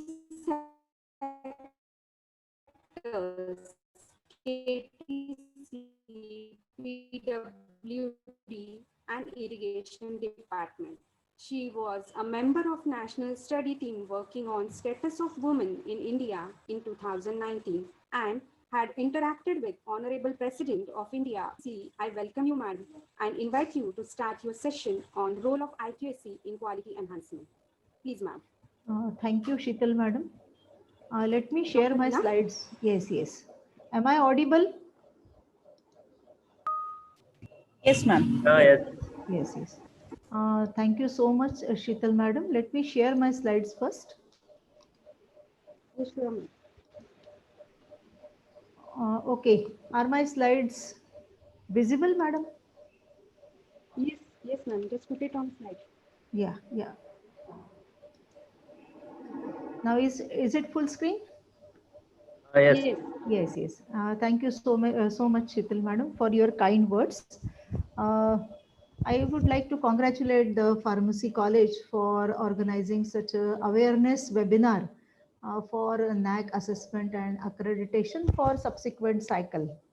Honorable Shivaji Rao Chhatrapati ji, Malurji Rao Chhatrapati ji, and Mrinalini madam, and principal of the institution Ashwini madam, and all other members of the institution. Dear participants, namaskar. First of all, let me seek blessings from Bharat Mata, because the pandemic condition around the globe, it is, very severe conditions we are facing up. So let us seek blessings from Bharat Mata. Om Asato Ma Sadgamaya, Tamaso Ma Jyotirgamaya, Mrityor Ma Amrutam Gamaya. Om Shanti Shanti Shanti. Today, I shall be talking on the role of IQAC in quality enhancement. Interrupt you, ma'am. In the Dr. Lina, Yes, sorry to interrupt you. Is it huh? possible for you to on the video? No. Otherwise, my network won't support. Okay, ma'am.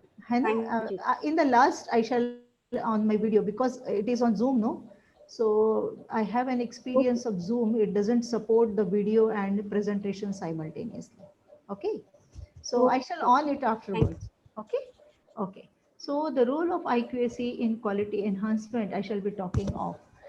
In the first session, Dr. Ganesh Hegde has thrown a light on the overall A&A process. So also very with the with his experience of going for accreditation and inspection of nearly 1400 colleges, he has explained the terms about the 7 criterias, the key indicators, what we mean by the quantitative matrices, what are the qualitative matrices, how are the different weightages, and how are the calculations being made. He has been informing us about the benchmarks that are being created, and so also he has put up the light on what are the add-on courses and what are the terminologies which are there in the glossary. Okay. And he has also told us about the vision statement of NAAC. Let me revise it for 1 or 2 slides that NAAC works with the quality, the defining element of higher education in India through the combination of self and external quality evaluation, promotion and sustenance initiatives. So this is a very big and a vast vision of NAAC. And if we see the diversity of higher education in our proud nation, then there are 45,000 higher educational institution and there are almost 1000 universities. So reaching with the quality aspect for assessment and accreditation to all these HEIs is really a big challenge for a NAC, and for previous 25 years NAC has been doing that. But this process which NAC has developed, it is nothing but a combination of self and external quality evaluation. Rightly pointed out by Dr. Ganesh Hegde in the first session that the internal assessment or self-assessment is nothing but the preparation of SSR, isn't it? The self-study report.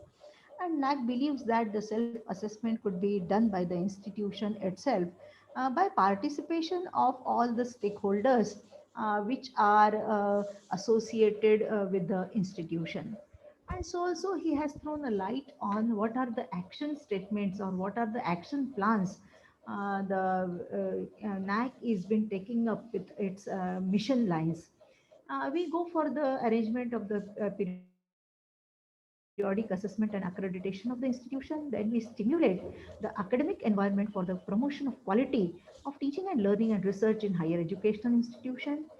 Then to encourage the self-evaluation, accountability, autonomy, and innovation in higher education, to undertake quality-related research studies, consultancies, and training program, and to collaborate with the other stakeholders of higher education for quality evaluation, promotion, and sustenance. So this is the mission of NAC.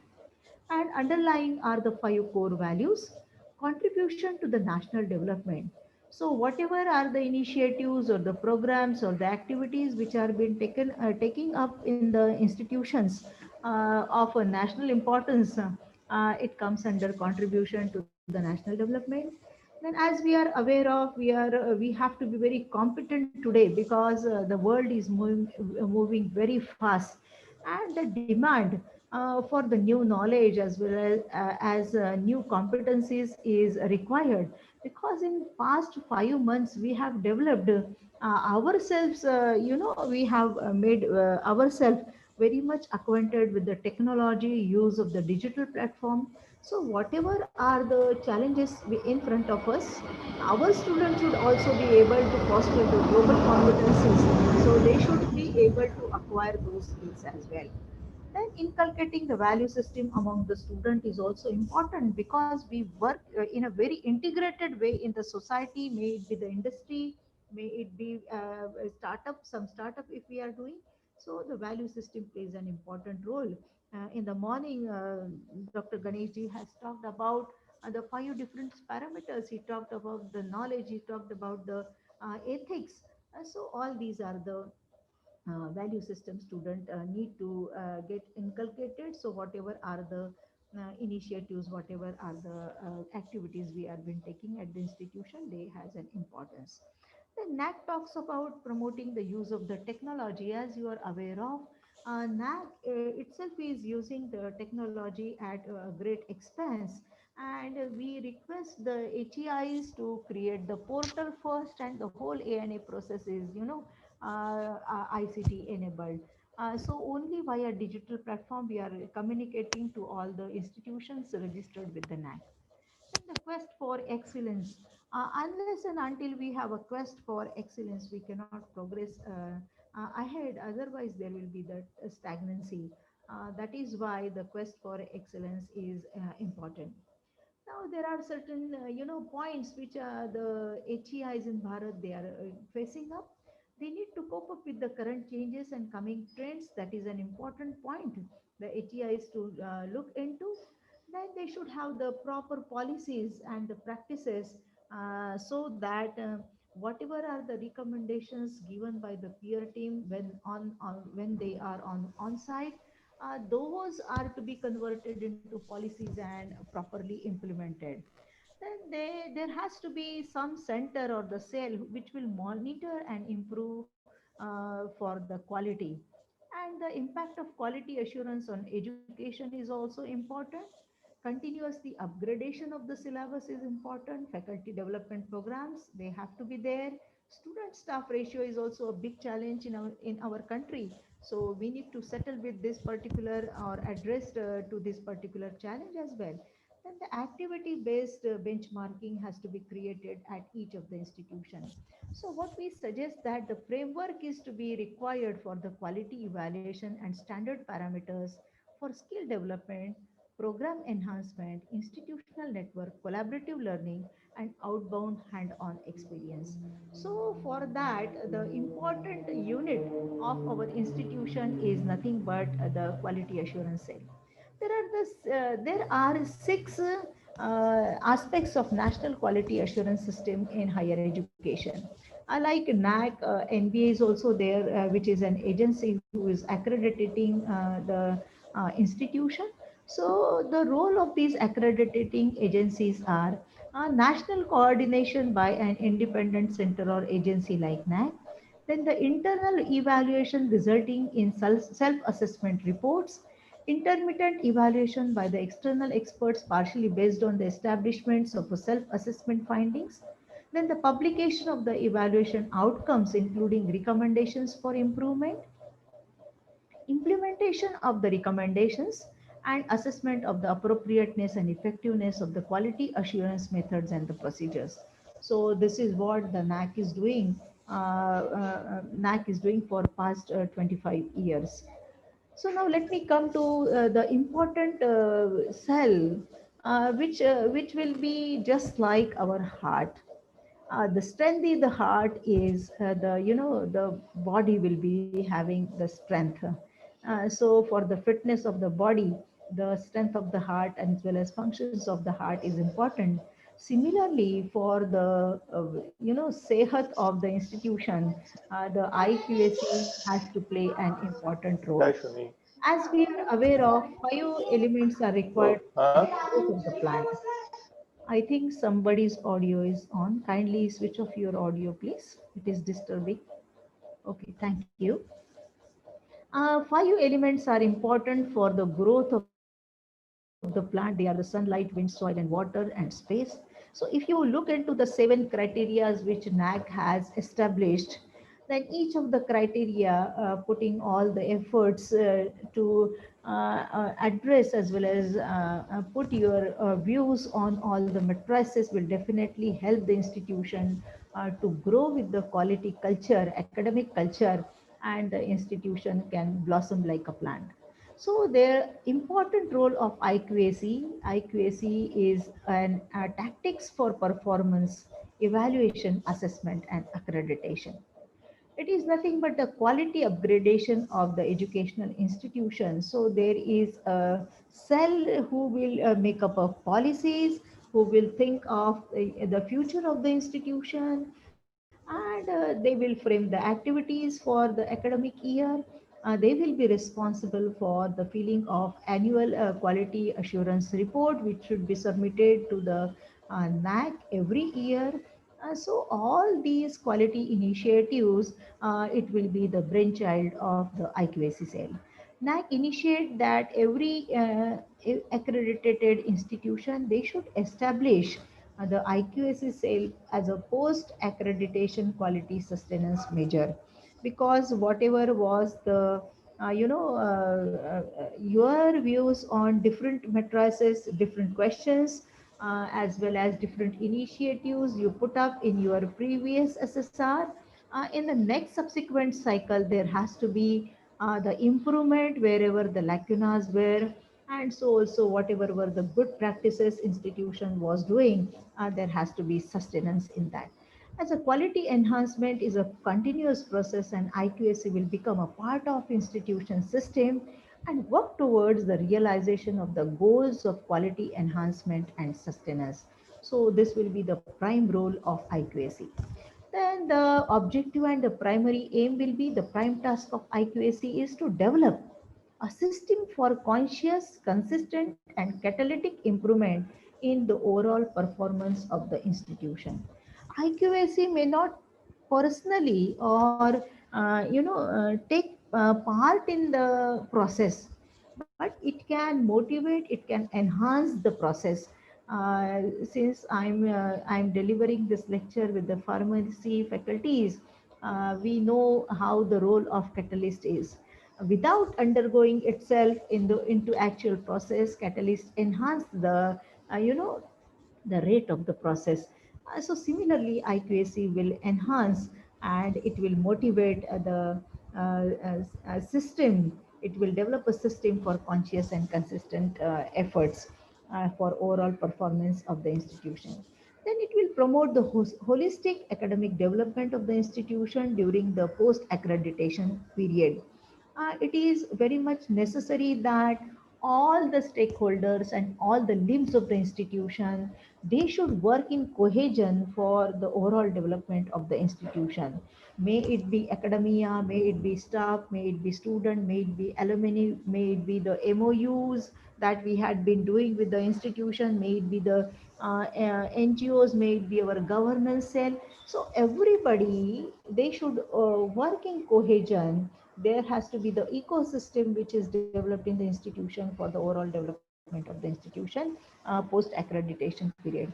Then it will channelize all efforts and measures of the institution, then to measures for the institutional functioning towards a quality enhancement through internalization of a quality culture and institutionalization of best practices. In SSR, we feel up that these are the best practices institution has been doing. Many a times what happens now, since we are going for NAC, then we try to develop certain best practices for time being. But NAC requests that best practices has to be institutionalized, and for that there has to be the internalization of the quality culture. And this particular efforts, this particular motivation, it will definitely come from IQAC. IQAC has to play important role in this. Then the operational features of IQAC quality assurance is a byproduct of ongoing efforts, and to define the objective of the institution, to have a work plan to achieve them, and to specify the checks and balances to evaluate the degree to which each of the task is fulfilled. हमेशा ऐसा होता है ना कि बहुत बार हर किसी को ऐसा लगता है कि कुछ ना कुछ किया जाए, लेकिन हर कोई अपना एफर्ट अपने तरीके से अपने डायरेक्शन में लगाता है तो बहुत ज़्यादा डेवलपमेंट करना असंभव सा हो जाता है। तो वहाँ जहाँ कहीं पर भी यहाँ मल्टी डायरेक्शनल रोल अगर हमारा रहता है तो हम ये नहीं कह पाएंगे कि बहुत अच्छी मात्रा में या अच्छे लेवल तक इंस्टीट्यूशन का डेवलपमेंट हुआ है। ऐसे समय में कोई तो भी हमें मोटिवेशन देने वाला, सही मायने में हमारा गाइडेंस करने वाला अगर कोई होता है तो इसमें एक दिशा में अगर हम एफर्ट्स लगाते हैं तो सही मायने में एक बेंचमार्क तक हम पहुंच सकते हैं। तो ये बहुत आवश्यक है कि हमारे इंस्टीट्यूशन का जो भी ऑब्जेक्टिव है, जो भी वर्क प्लान हमने डिज़ाइन किया है, तो सही मात्रा में कुछ लेवल तक हमारा इम्प्रूवमेंट हो, इस दृष्टि से IQAC cell की निगरानी रहेगी. It will hold on all the activities going on in the institution. Then the devotion and commitment to the improvement rather than mere institutional control is the basis of devising procedures and instruments for assurance quality. So this is also important that many a times, yes, we say that it should catalyze or it should play like a catalyst role, like a catalyst. But sometimes the devotion and commitment from the IQAC cell will be important. सैन्य में लड़ने वाले तो सैनिक होते हैं, लेकिन कभी कभी अधिकारियों को भी लड़ना पड़ता है ताकि सही तरीके से उनकी जो ट्रूप है, लड़ने वाले जो सैनिक है, उनको सही तरीके से मोटिवेशन मिले. तो ये आवश्यक है. The right balance between the health and growth of the institution need to be struck up, and that will be the role and that will be the part on IQAC. The IQAC has to ensure that whatever is done in the institution for education, it is done efficiently and effectively with high standards. So for that, they need to look into the functions of IQAC of the other institution as well. They need to compare with the other quality academic parameters. They need to frame their own parameters for their institution, and accordingly, very efficiently and effectively, they need to take their institution to the quality standards. Then IQAC will have to first establish the procedures and modalities to collect the data and information on various aspects of the institutional functioning. In the previous session, we had listened to one term that is nothing but a good documentation procedures, GDP. So it is very much necessary. We do many things at our institution, but we are not habitual about doing proper documentation. So first of all, we request the IQAC cell to read all the manuals as well as whatever are the glossaries, whatever are the guidelines, and all the documents related to A&A process which are hosted on the NAAC website. Kindly look into all the documents, read and read. That was also the thing Ganesh ji has pointed us. Karan वाचाल तर वाचाल. So it is very much necessary that read the manual, understand the matrix, understand the question, understand whatever are the procedures, whatever are the activities, whatever are the initiatives that has been taken up by our institution, and try to correlate the things so that you are able to put all the documents in proper racks. Then only you can have the proper documentation and also a digitalization of all the records, creating our own data templates so that everything is at our hand. So this will be the important role of the IQAC to create the procedures and modalities to collect the data and information.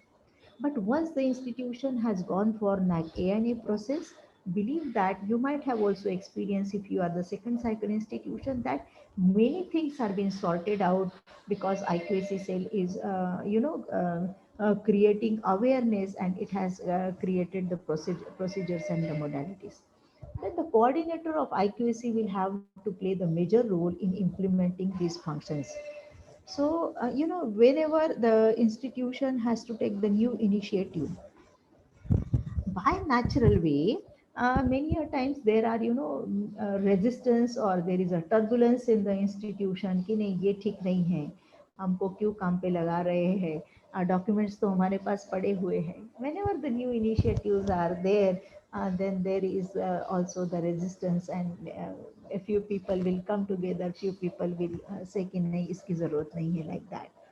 But once the IQAC cell has taken up in the meeting, it is on the agenda, it has been approved, and now it is, on implementation part. That time, the role of IQAC coordinator plays an important, because he has to coordinate, he has to convey the policy so that it comes into action, and slowly he has to check as well as analyze the outcome of each of the policy at different levels. So IQAC may derive the major support from already existing unit and mechanism that contribute to the functions listed above.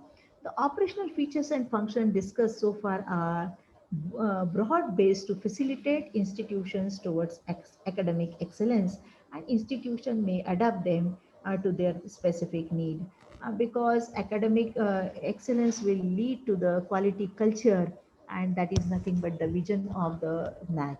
Then the preparation of annual quality assurance report as per the guidelines and the parameters of NAAC to be submitted to NAAC, it has to be prepared by the IQAC cell. Now a question may arise in our mind, why to prepare AQAR? Because we are already accredited, and the validity period of our certificate is for 5 years. So after 5 years, we will go for all documents and other things. But what happens now after the accreditation, the institution go in hibernation.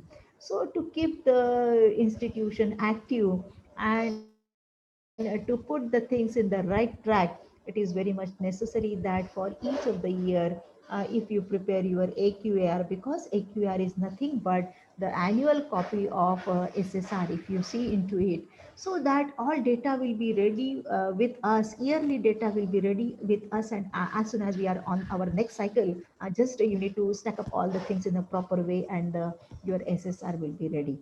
So it is very much necessary that IQAC has to look into that well in time AQR is been ready with the institution and it is submitted to NAAC. Then development and application of quality benchmarks or parameter for various academic and administrative activities of the institution. Rightly said in our question and answer session that each of the institution is unique and it is very much distinctive. So naturally, the function as well as the vision, the mission of the institution, it will vary. Accordingly, there will be certain policies made by the institution for the upcoming years. So the institution need to have their own benchmark कि हम यहाँ तक अभी पहुँचे हैं, अभी हमें और आगे बढ़ना है. So those benchmarks and the parameters, they should be prepared by IQAC. The role of the IQAC will be facilitating the creation of learner-centric environment conducive for quality education. अभी तक था learning centric environment, and now the terminology it is being changing. It is now the learner centric environment, and the teacher has to play an important role in this. So how in the situation upcoming, how to facilitate and create a learner centric environment for the quality education has to be taken up by the IQAC. Then the faculty to adopt the required knowledge and technology for participatory learning and teaching process. So the one way teaching it has gone are the days when the faculties used to take up a chalk and duster, and it was a one way process. Rather now now we are moving up towards the participatory teaching and learning process. So faculty development programs are to be there where they need to give, they acquire the required knowledge and technology. Then the feedback response from student, parents, and stakeholder on quality related institutional processes, it is also important because uh, unless and until we take a feedback from all the stakeholders, we cannot know whether the students are understanding, whether the parents, they are happy with the progress of their ward, and other stakeholders like alumni, which can give us the feedback about what else we need to implement in our academic or in our syllabus, so that it will be more relevant and it will be more applicable. Then communication of information on various quality parameters of higher education. I have already mentioned you the accuracy cell has to be very dynamic. They should, continuously take up the review of other quality initiatives happening across the world in our nation by different institutions, and accordingly they should convey the ideas to the faculties of their institution. Organization of inter and intra-institutional workshop seminars on quality related themes and promotion of quality circles.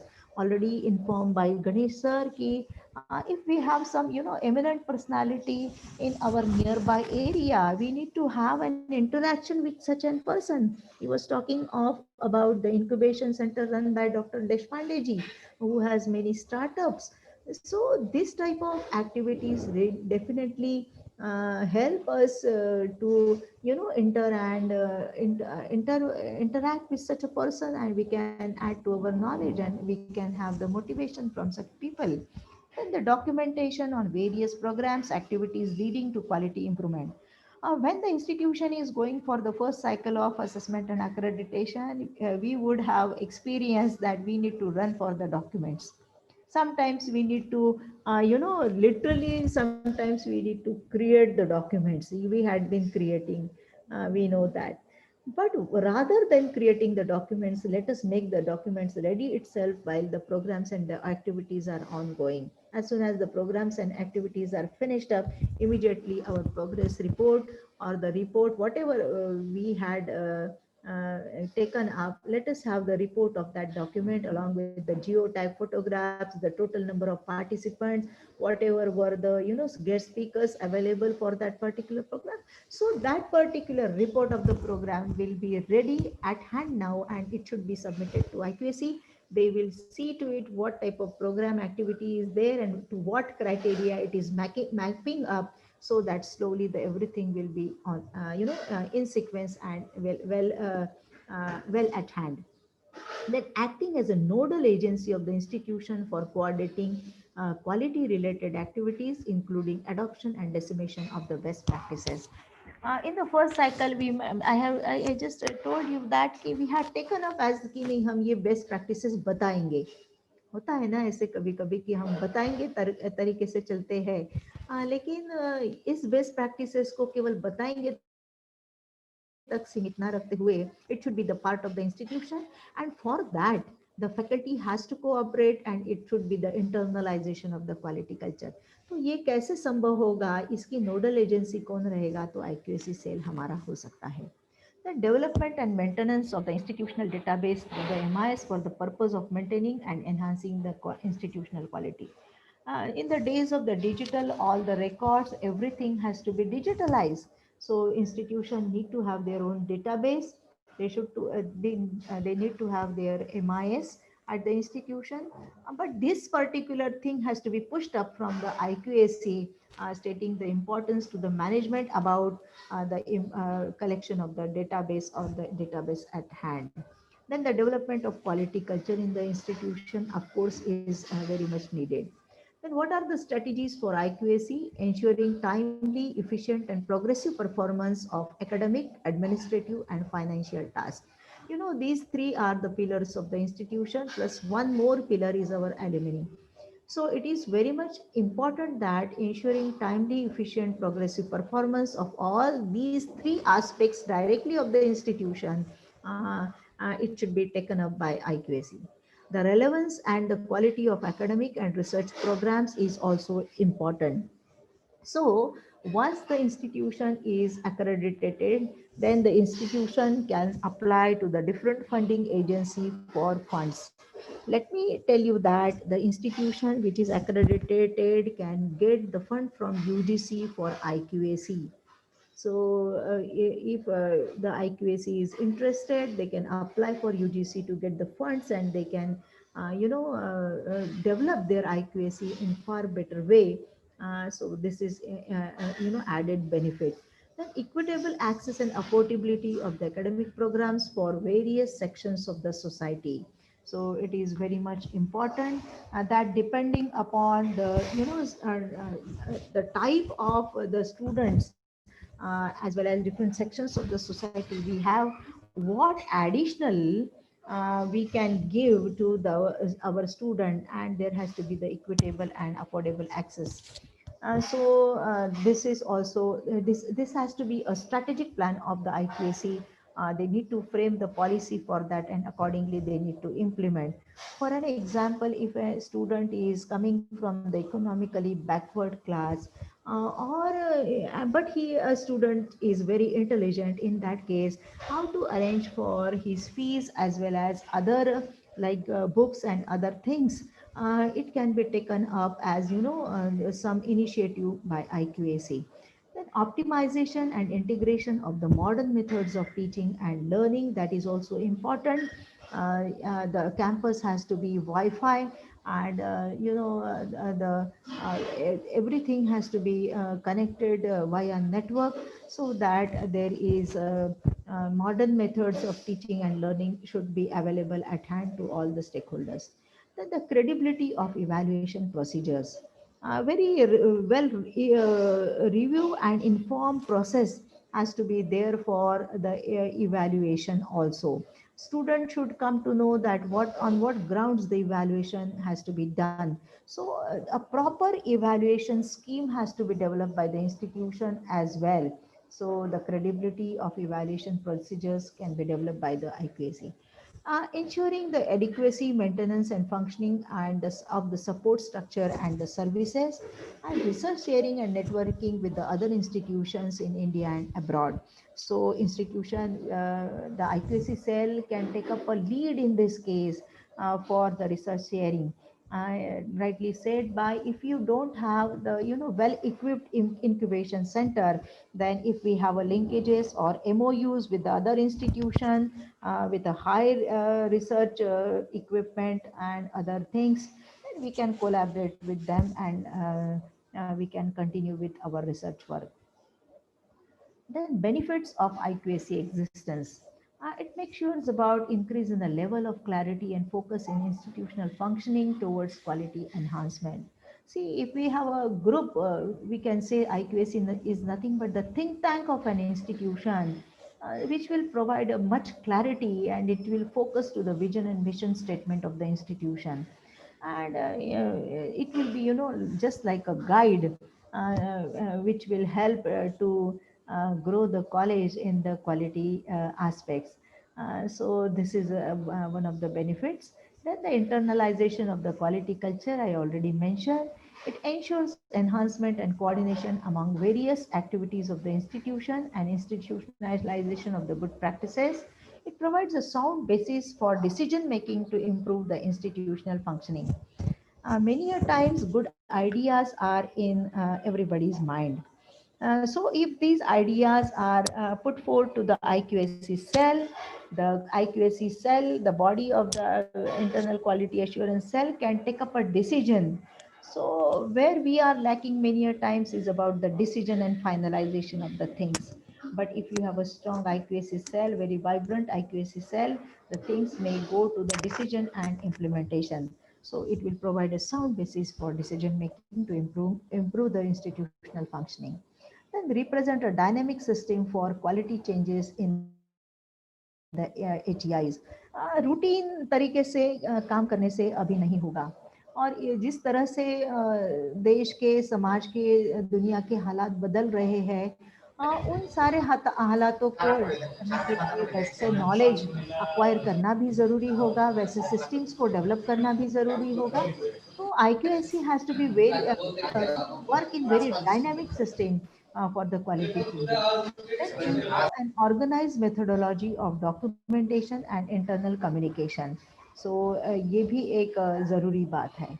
फिर IQAC cell को कैसे बनाएं? Again, somebody has switched on the audio. Can you switch on the audio, madam? Okay, thank you, madam. then who should be the part of IQAC? The chairman can be the head of the institution of the IQAC cell. Then the teachers to represent all levels. This is very much Sheetal, can you important. please mute? Sheetal, please mute the participants.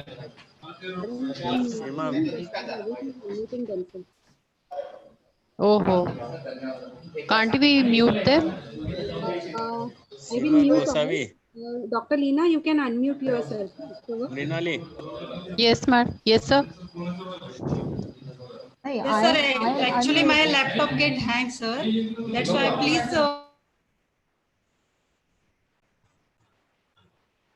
Dr. Leena, you can unmute yourself. Yes, madam. Am I audible now?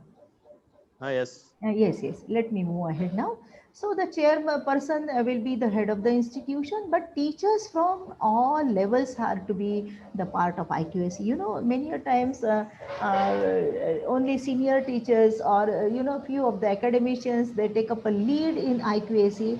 But we request that our young brains, even they have a good ideas, because they had been continuously interacting with the other academicians. So what we feel that the teachers from all cadre, assistant professor, associate professor, professors and other even as supervisors to the PhDs, they can be a part of our IQAC, so that the new ideas, new vision will pour into the functioning of IQAC. Then one member from the management has to be there. Few senior administrative officers has to be there, for because the good governance is possible with the senior administrative officers, so they can be a part of our IQAC. One nominee each from the local society, students and alumni will be there, so that whatever is needed on job, that can be the input from alumni. Alumni can take up a feedback from all alumni friends, and that input can be very much helpful for IQAC. Then the student representatives and society members can be the part of. Then one nominee from the employers, industries and stakeholders. It is important. One of the senior teachers as a IQAC coordinator of, or the IQAC director has to be appointed by the institution. Who should be the IQAC coordinator and what will be its role? A senior competent person with experience and exposure in a quality aspect. मेहनत करने वाले की हार नहीं होती, तो इसीलिए a senior competent person who is having a wide experience is an exposure to the quality aspects can be take up a lead as a director of IQAC. She or he may be a full-time functionary or a senior academician or administrator interested with the IQAC, and should have a sound knowledge of a computer, data management and its various functions, such as as usage for effective communication. So these are the prerequisites then IQAC coordinator it should have. And the role of IQAC coordinator to ensure the effective functioning of all members and to see to proper implementation of policy frame by the IQAC. जैसे होता है ना कि जैसे prime minister होते हैं हमारे, कि he has to look into all mantralayas of the nation. Similarly, IKC director has to be very vibrant, and he has to be dealing, he should have a proper coordination to the all members of the IKC cell. So he has to play a very key role to the institutions. There are certain points to be remembered while selecting the members of IQAC. It is advisable to choose a person from various backgrounds who have earned respect for integrity and excellence in their teaching and research, because wide background people can give the good and on ground inputs to the institution. Accordingly, the policy document of the institution can be made.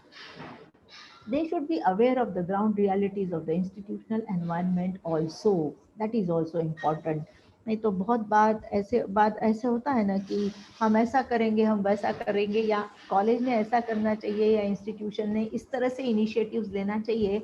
ऐसे advisories बहुत सारे होते हैं, लेकिन advice को ground realities के साथ जब हम जोड़ते हैं तो ही हम इस एडवाइस को इम्प्लीमेंट कर सकते हैं. तो जो भी हमारे IQAC के मेंबर्स रहेंगे, ऑनरेबल मेंबर्स रहेंगे, उनको इन ग्राउंड रियलिटीज के बारे में भी पता होना चाहिए. क्योंकि सर ने कहा था कि एक क्वेश्चन में आया था कि हमारे पास इंक्यूबेशन के लिए इंफ्रास्ट्रक्चर हम नहीं बना सकते हैं. So this is a ground reality. But understanding the infrastructure, what is needed for incubation, rather than collaborating with other also via MOU and incubation, will be more effective. So these ground realities are to be understood in a proper way. They should be known for their commitment to improving the quality of teaching and learning. They should be the devoted people, and they should have the commitment to their work. It is advisable to change the coordinator after 2 to 3 years to bring out the new thoughts and activities of the institution. परिवर्तन ही सत्य है, ऐसा भी पिछले session में हमने सुना. तो बीच बीच में हमारे जो आईक्यूएसी डायरेक्टर या कोऑर्डिनेटर हैं, उनको हम बदलते रहेंगे तो नई नई आइडियाज़ जो है वो आती रहेगी, और इससे हमारा जो प्रगति है या प्रयास है वो अच्छी दिशा में जा पाएगा. It would be appropriate to choose a senior administrator persons in charge of institutional services such as a library, computer center, or a state person, student welfare, administration, academic tasks, examinations, and planning and development. So you should have the IQAC cell with the varied background people, so that if you need to implement some of the policy, for an example, we need to implement a policy for student welfare.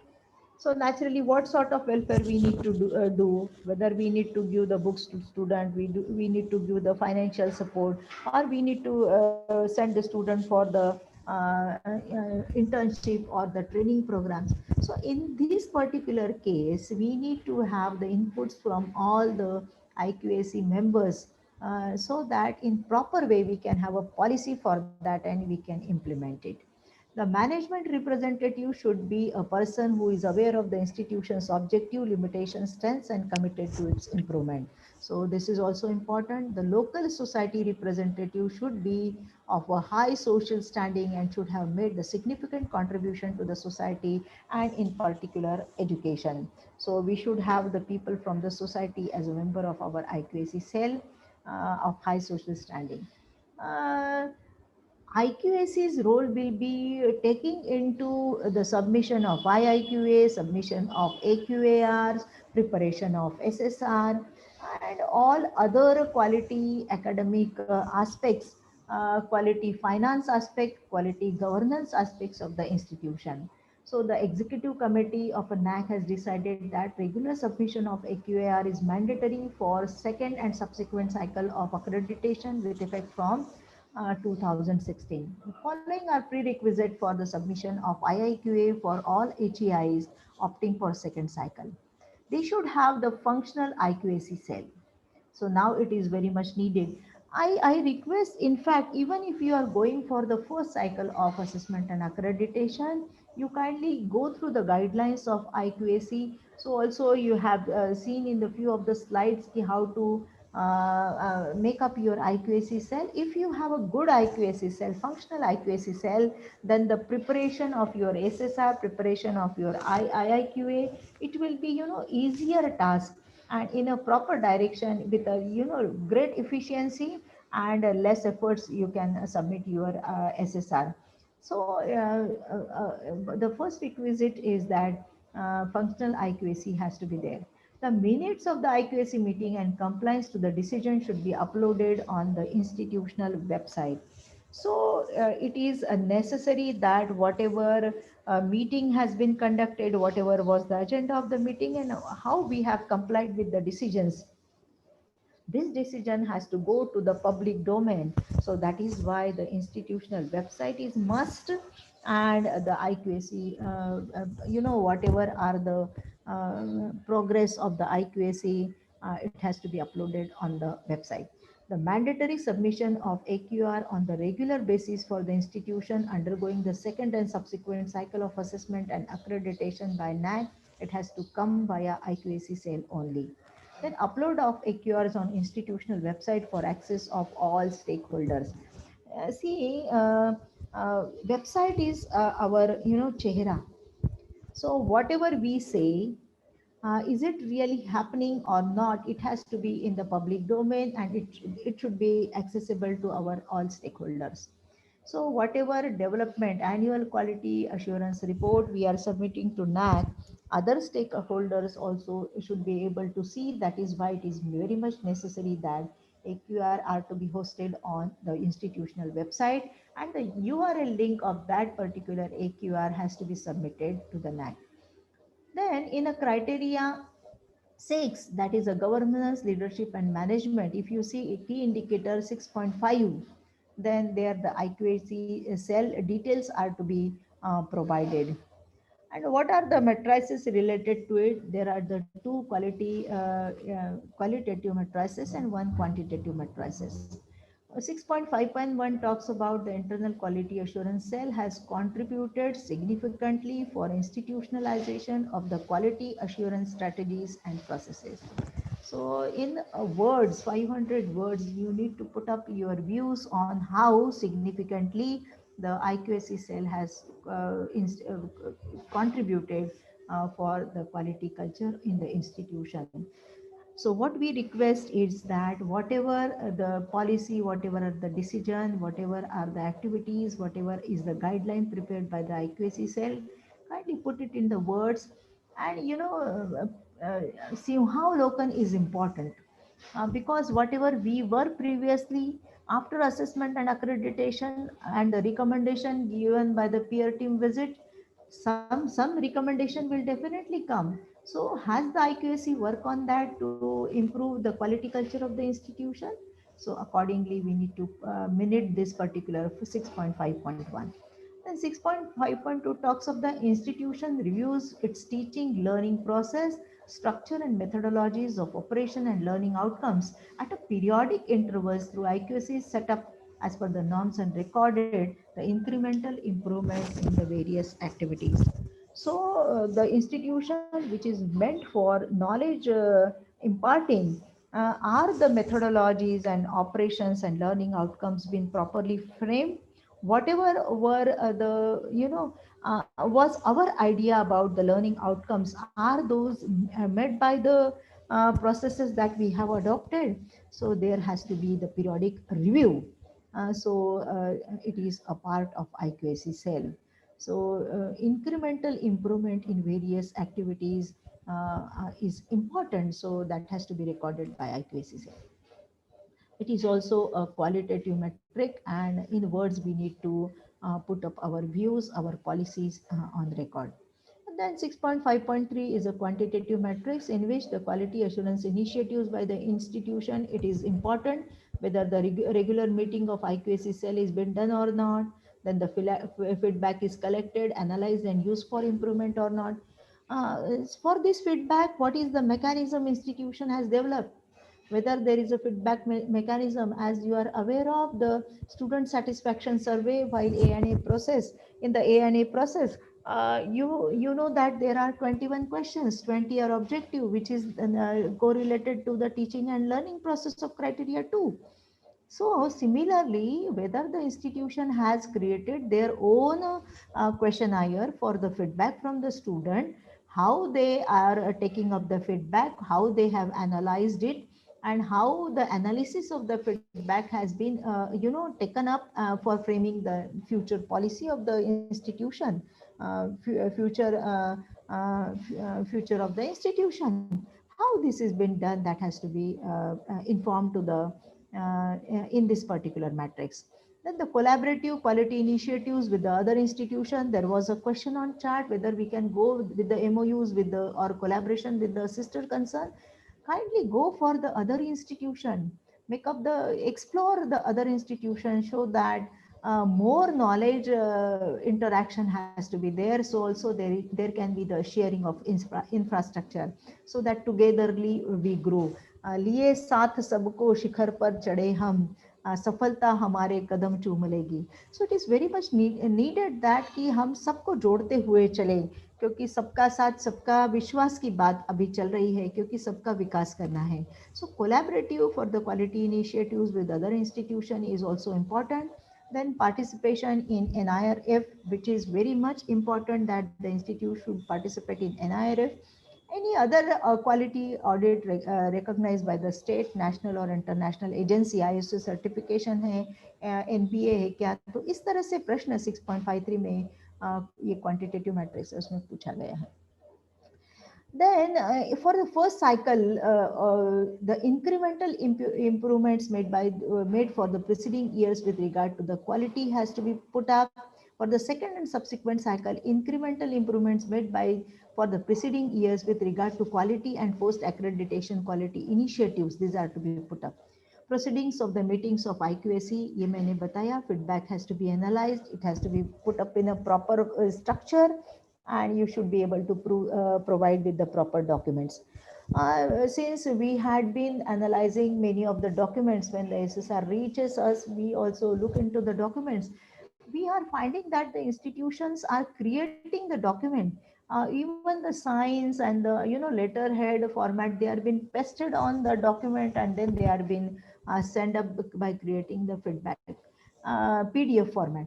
I request you don't go for such first documents. Rather, develop a process, develop a procedure, develop a policy properly, and accordingly lead your institution in a proper direction, rather than creating the first documents.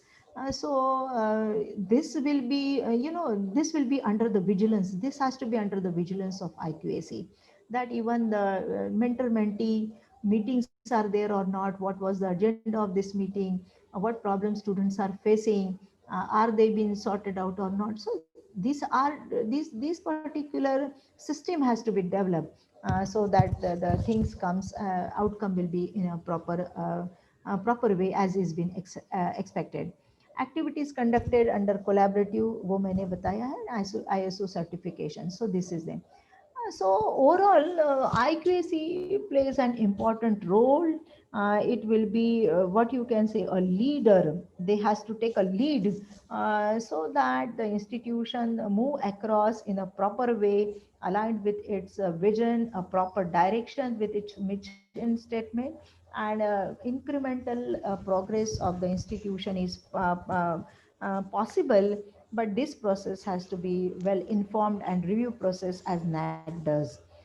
So taking a cue from NAAC, we request the institution to have a very dynamic, vibrant, and functional IQAC, so that we can progress to the greater heights in quality of education. The tag which has been said, or the quote which has been continuously told by our honorable Prime Minister, be vocal for local so that we reach global. Unless and until a good research has been done, a research beneficial to the society, beneficial to the industry, beneficial to the nation has been done, we cannot grow. Yeah, importing the things from outside will not lead to be the global leaders. So it is very much needed that let us be vocal for the local progress has to be there, local initiatives has to be there, local problems has to be addressed, so that we can reach the global standards. So research will play an important role. The final year students which are undergoing the project, the theme of the project has to be very much useful for the society, so that our research papers are really important, and will have the good impact factor. आओ हम सब मिलकर भारत को आत्मनिर्भर बनाएं. इस आत्मनिर्भरता को बनाने के लिए हमें आगे कदम बढ़ाने पड़ेंगे. लेकिन जब भी हम आगे कदम बढ़ाते हैं तो हमें डर लगता है, ऐसा लगता है पता नहीं ठीक जा रहे कि नहीं. लेकिन स्वामी विवेकानंद जी का ये स्टेटमेंट बहुत सुंदर है कि take risk in your life, if you win you will lead, but if you lose you can guide. So दोनों तरह से फायदा हमारा है. इस फायदे को सोचते हुए मुझे ऐसा लगता है कि कदमों को आगे बढ़ाना पड़ेगा, और उन्नत भारत की ओर हमें लेकर अपने देश को लेकर जाना पड़ेगा. तो इस तरह से IQAC सेल का काम रहेगा. बहुत बहुत धन्यवाद, and thank you for patient listening. For an informative and enlightening session on details of IQAC. We will take few questions now. There is one question from Dr. D.N. Raut. The question is, how action taken report and annual performance is taken through IQAC? Any important parameters that they should look into the annual performance report? See, first of all, what is the policy for performance for coming year? Okay, how this policy is being implemented? Am I audible? Yes. Ma'am So how this policy आपकी is आवाज़ being थोड़ी कम आ implemented? रही है. Kamari, let me increase my volume. Just a moment, please. Now is it all right, madam? Hello. Hello. Still voice is low, madam. Abhi. Now is it audible? No. Is anyone else is audible? Hello. Now it is audible. Voice is low, madam. Yeah. It's low. Yeah. Now it is audible. Abhi. Yes. Yes, ma'am. Yeah. It's Now it's okay. good. I'll hold my mic in hand. Okay. So annual performance report, before we go for directly to the report, first of all, we need to look into what was the policy we had made for annual performance. One thing is that. Then have you periodically reviewed that process? What was the expected outcome from that particular policy implemented? So after each of the exam, if we talk of a students, then after each of the exam, whatever is the outcome from that particular course, to what extent we had reached that particular outcome, this is how the documentation can be made. There is no standard process or the format which is been given by the NAAC to calculate the annual performance report. We need to develop that particular format according to the distinctiveness of our students, and we can analyze that particular report. Thank you, madam. There are no more questions. So thank you once again. I now call upon Dr. Trupti Chitre to carry the session further. Thank you, madam. Namaste. May I leave the session because I had an appointment. So Prasad will take up the further questions. Yes, Prasad? Okay. Thank you, madam. Thank you. Thank you, Sheetal madam. Am I audible? Yes, madam, you are audible. Yes, yes. A very good afternoon to all the distinguished resource persons for today's webinar. And amongst the delegates, I can see many IQAC heads and NAAC coordinators. So a warm welcome to you, each one of you. And I'm very pleased that I'll be introducing our next resource person, Dr. A.V. Prasad, Assistant Advisor, NAAC Office, Bangalore. A postgraduate from Faculty of Statistics from Sri Venkateshwara University, Tirupati, Andhra Pradesh. Dr. A.B. Prasad has completed his doctoral degree in statistics, received gold medal and several other prizes also. During his research program, he has been awarded the DST Inspire Fellow and published 8 international research papers.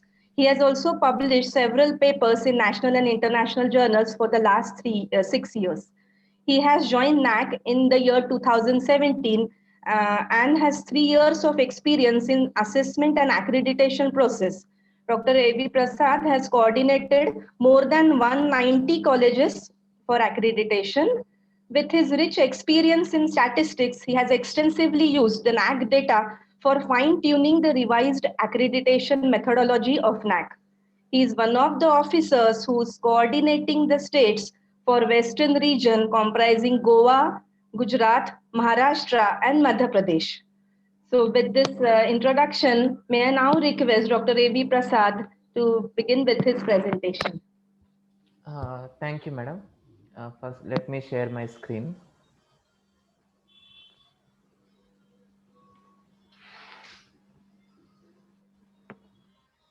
Madam, my slide is visible. Hello. Yes, sir. Yes, sir. It is visible. Yes. Okay. Good afternoon, one and all. Now I would like to discuss with you on the topics data validation verification process as well as the student satisfaction survey. These are the two major components in the process of assessment and accreditation. First, before going to the topics, I would like to share the terminology. I want you to understand the terminology with an examples.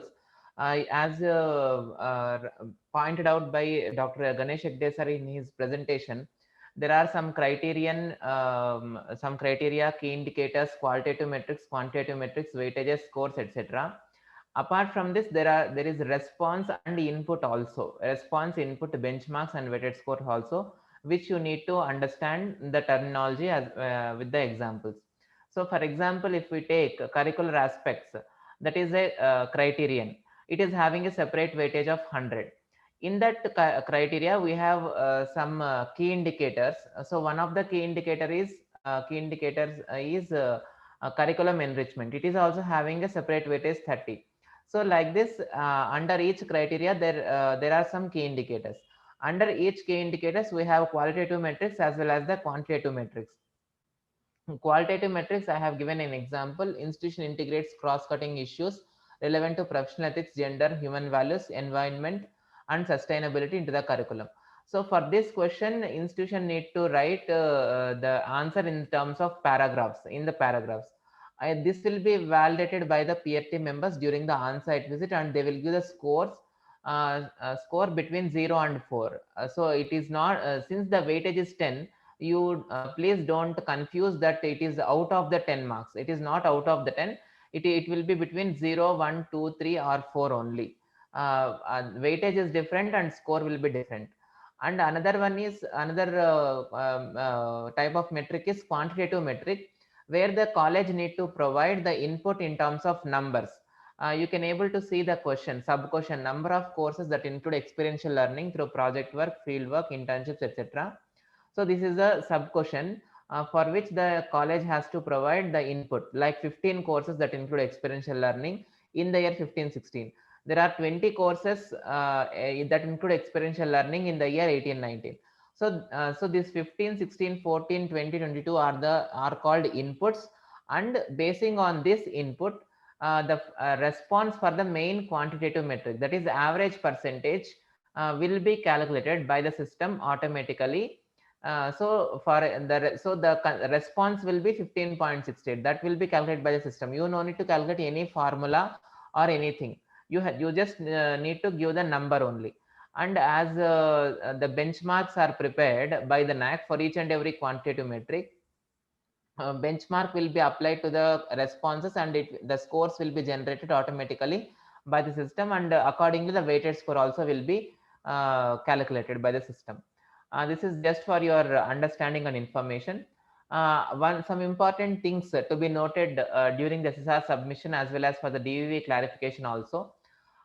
For the finance related metrics, for example, expenditure spent on the purchase of books, e-books, journals, e-journals, or expenditure spent on the infrastructure augmentation, or expenditure spent on the maintenance of physical facilities, academic support facilities, etc. So for all these finance related metrics, you need to consider the financial year data.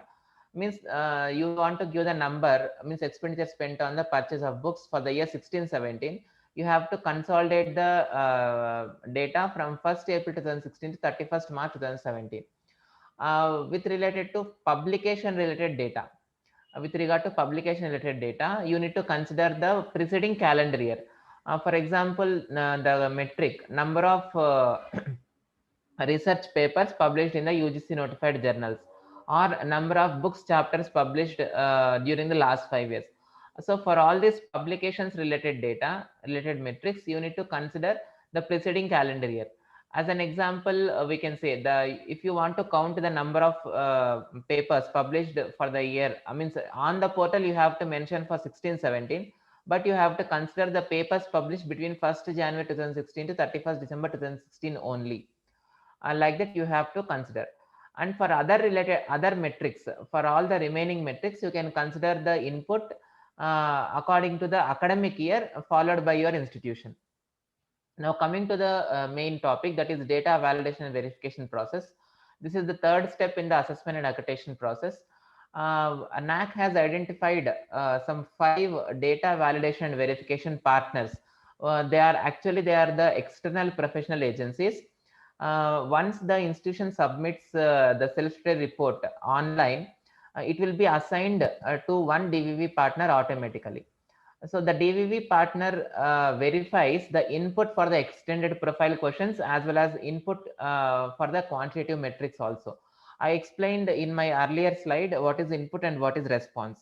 So they will verify only the input. So that means they will check the number you have mentioned for the sub questions, for the quantitative metrics as well as for the extended profile questions. And they will see the data templates, whether the college has given the complete details or not. For example, you have mentioned there are 20 courses that include experiential learning in the year 18-19. Only the number 20 you are mentioning in the SSR application. However, the list of all those 20 courses along with the course codes and details of the what is the experiential learning, whether it's a project work or internships, details of the experiential learning, and as supporting documents, links for the supporting documents, students enrolled in those courses. So all these details you are including in the data templates. So the DVV partner will check whether the complete details are mentioned in the data template or not. Along with that, they will validate the information with the supporting documents you have uploaded. So supporting documents, you might have uploaded the university circular or the syllabus curriculum, etc. for these questions. Or for example, another metric if we take the number of full-time teachers with PhD, DM, MCH, etc. during the last 5 years. So for this metric, you might have uploaded the PhD certificates of the full-time teachers in your college. So they will validate the information with the supporting documents which you have uploaded as well as the links you have mentioned in the SSR application. Along with this, they will also check the information with the external web sources. External web sources in the sense, and they will check the AISHE websites, NIRF website, UGC websites, your own affiliating university website, as well as your college website also. This is how the initial verification and validation will be done. After the completion of initial verification and validation, the DVA partner will come to the conclusion whether the input is matching with the SSR application data, template, supporting documents, as well as the external sources also. Everywhere the input is matching or not, and the sufficient document is provided or not, and the document provided is relevant or not. All these things they will check. And they will come to the conclusion. If they found any discrepancy in the data itself, they will raise a query. If they found that there is any lack of supporting documents also, they will raise a query. So there could be two scenarios. One is input is matching, but there is a lack of supporting document. In that case, they will raise the queries for additional supporting documents only without suggesting a different input. In another scenario, if the input itself is not matching, then they will raise the queries by suggesting a different input, and they will seek the clarification. So overall, they may raise the queries to extended profile questions as well as for the quantitative metrics also, wherever the mismatch is found or discrepancy is found or the lack of supporting documents is there. So once the DVV partner raises the queries on the portal, this kind of alert will be shown on your portal. You can see this under the Manage DVV menu under the SSR DVV clarification sub menu. So you have to click the Fill Responses button to see the queries raised by the DVV partner as well as to fill the answers for the questions of the DVV partner. After filling all the responses, you have to click the Submit Response button. If you forgot to click the Submit Response button, your responses will not be reached to the DVV partner and it will be considered as non-compliance also. So kindly be careful and ensure that after filling the responses, you have clicked the Submit Response button. So this is how the portal looks like for submitting the DVV clarification and for providing the responses, means for providing the answers to the questions raised by DVV partner. In the column, under the column Findings of DVV, you can see the question raised by the DVV partner for this particular question, as well as in the right side, in the right last column, response of the HA, there is a text box available for each and every metric where you can mention your clarification response, that is the answer for the question by the DVV partner. If you want to upload any supporting document also, you can upload. using the choose file button. If you have a link, web link to provide, you can mention either in the response box, or if you have any, if you have more than one link to provide, means 2 links, 3 links, 4 links, it is better to paste in a Word document, convert it into a PDF format and upload as a supporting document. That is good, means easily accessible, and there will not be any confusion in accessing the links. So like this, you have to fill the responses. After filling all the responses, you have to click the submit response button. So during the DV clarification process, a most important document you should go through is the standard operating procedure document. This is available on the NAAC website immediately below to the manual, SSR manual, where you can find the SSR manual, data templates for extension profile, data templates for metrics, as well as the standard operating procedure document for the DVV also. So this document will give the better clarity on what kind of relevant supporting documents to be provided for the DVV queries, and which documents are considerable and which documents are not considerable. A clear delineation has been given in the SOP, so kindly go through it. So this is a glance of the SOP. I take an example for the affiliated PG colleges. This include the general guidelines like file size, file uploading size, that is 5 MB, Google Drive you should avoid, password protection you should avoid, how to submit the DV clarification on the portal. So all these general guidelines are available in the SOP. Along with that, the geotagging information is also available. How to capture the geotagged photographs, what are the important things that is to be appended for the geotagged photograph. So you can take a digital camera or a smartphone, put the location on and capture the photo. And if you insert the photo in a, if you upload the photo in a computer system, you can see this kind of properties, and as well as the GPS information, latitude and longitude information. So if you have more than one geotagged photographs to be provided for a particular metric, then you can paste the photograph in a Word document and copy this latitude longitude information of that respective photo and paste against the photograph in a Word document. Likewise, you can paste many number of geotagged photographs along with this information, convert it into PDF and upload for that respective metric. This also works. Suppose if you want to upload a photograph for a workshop you have conducted, or for an extension activity you have conducted in the year 16, 17 or 15, 16 or 17, 18, for example, we say. So at that time, you might not have captured the geotagged photographs. So no problem, with the normal photographs available, you can upload it. Along with that, you have to mention the caption. What is the photo is about? Who are the participants? Who are the resource person? And a small report, a brief report of the program. So all these things you have to mention along with the normal photographs. That is also considerable.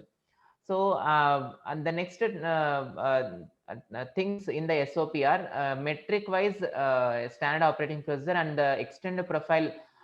Each and every extended profile questions, a clear explanation has been given. What kind of documents to be given for the verification? What is the specific instruction, and what things to be included and what things not to be included? Clear explanation has been given for the extended profile question, as well as for the quantitative metrics also. So quantitative metrics, you can see this is an example. Suppose for this 1.1.3 metric, you need to upload the nomination letter from the affiliating university, indicating the membership of BOS Academic Council, PG Council, etc. Letters from the affiliating university for the setting up of question paper. So letters, document showing the faculty participating in the design and development of curriculum for add-on courses, etc. So all these documents you have to provide, and not the things you should not include in the metric for this particular metric is participation of the faculty in other than the affiliating university. You should not include. So like this, a clear explication has been given in the standard operating procedure. Kindly go through it. And I would like to share another information with regard to finance related metrics.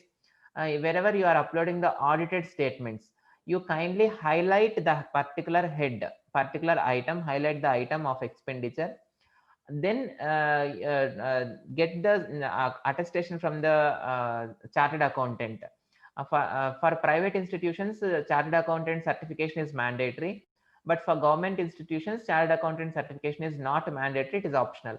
So for example, for this metric, expenditure spent on the maintenance of infrastructure, you have to highlight the items of expenditure incurred on maintenance of physical and academic support facilities, and that should be attested by the chartered accountant as well as head of the institution, and this extract of the audit statement you have to upload. Without highlighting, if you upload the complete audit statement, it will not be considered. It is very difficult to verify and validate. So another topic with regard to DVV is decision on the proportional basis, means pro rata basis. Suppose for any metric, if the input is high, then it is very difficult to verify whether the input is correct or not, and sufficient documents are available or not. So I will take an example. Number of students undertaking project work, field work, internships, etc. Data for the latest completed academic year. Suppose in your college, there are around 750 students who have undertaken the field projects or research projects. So verifying the internship certificates or project work reports of all the 750 students, it's very difficult. So in that case, the DAV partner will randomly select some 25 students, and they will mention these 25 students' names in the query, in the question on the HA portal, and they will seek the internship certificates or the project reports only for these 25 students. So the college also has to provide the certificates, whatever it is, only for these 25 students. If all the 25 students documents are uploaded, then they will accept, yes, 750 is correct. Suppose the college has uploaded only 20 students or 15 students, then the DV partner will change the input on the proportional basis. So out of the 25, you have given only for 20 students. So the input also will be changed from 750 to 600. That is on the proportional basis.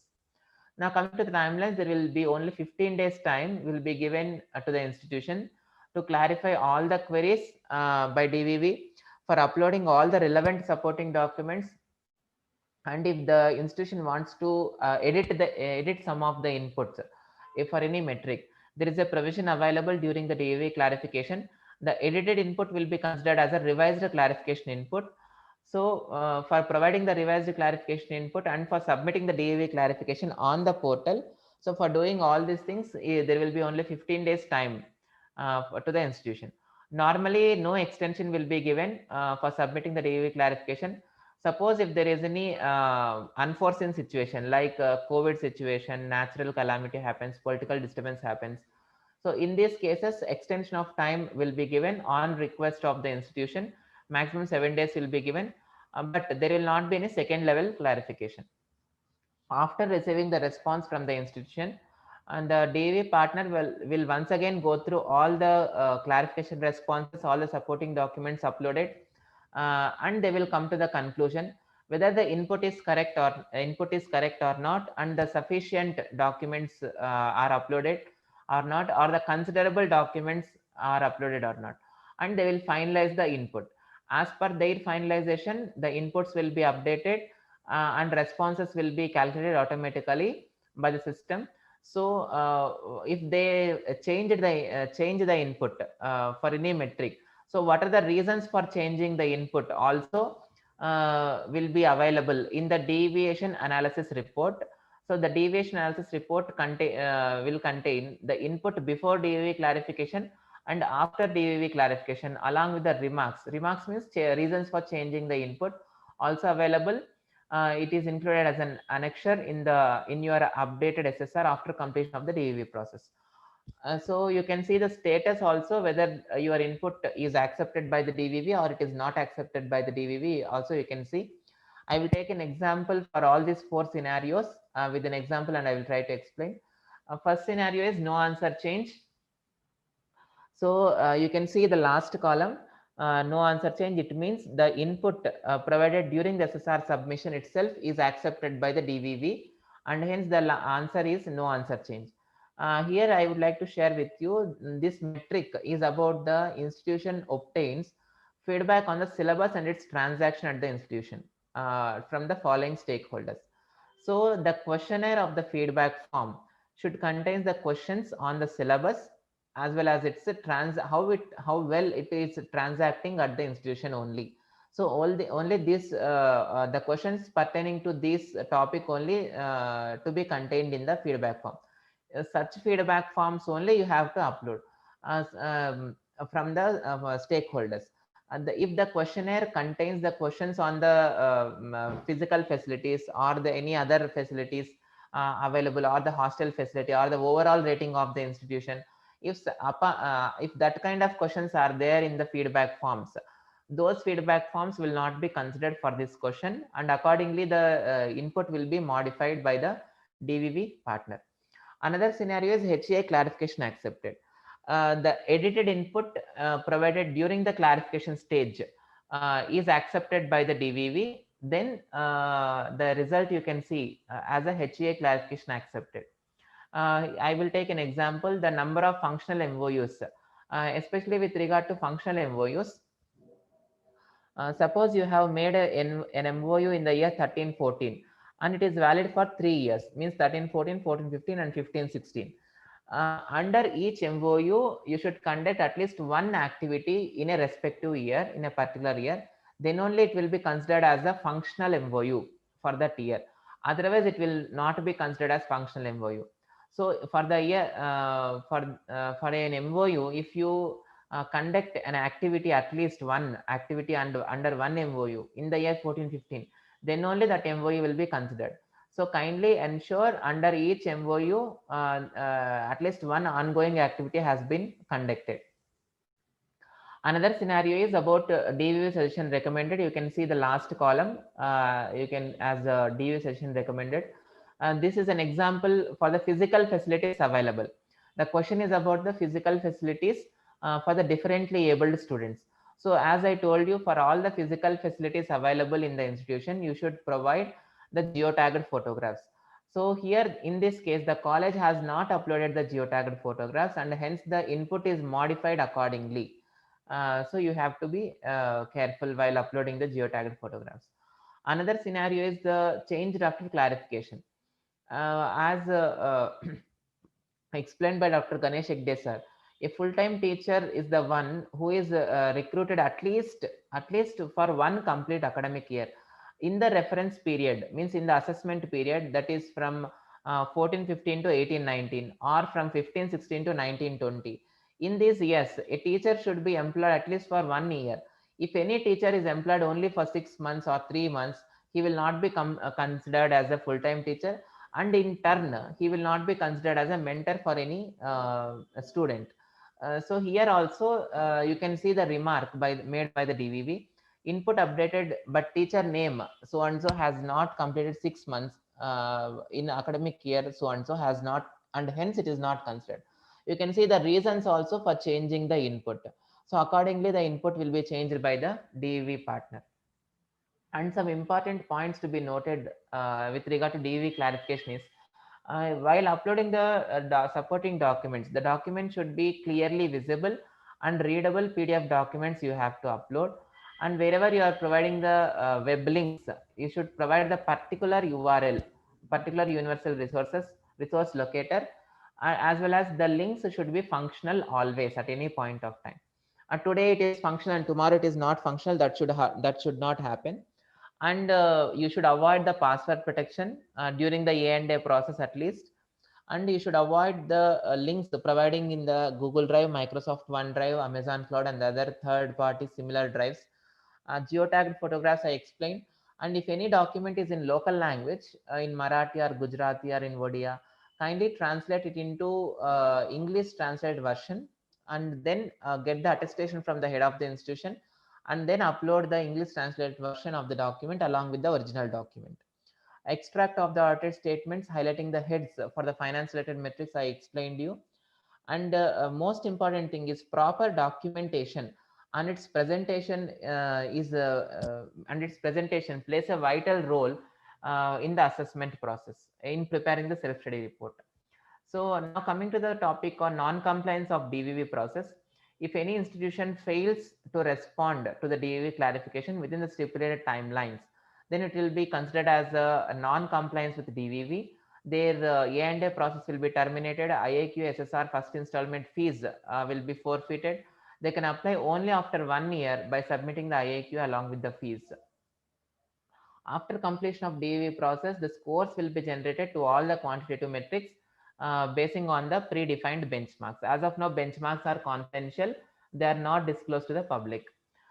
So if any institution scores at least 25% in the overall quantitative metrics, then such institution will be considered as pre-qualified for the peer team visit. Otherwise, it will be considered as a not pre-qualified. They can apply, the not pre-qualified institutions may apply after 6 months from the date of declaration of pre-qualification.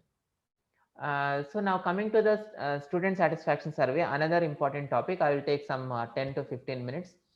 The student satisfaction survey only for assessment and accreditation process.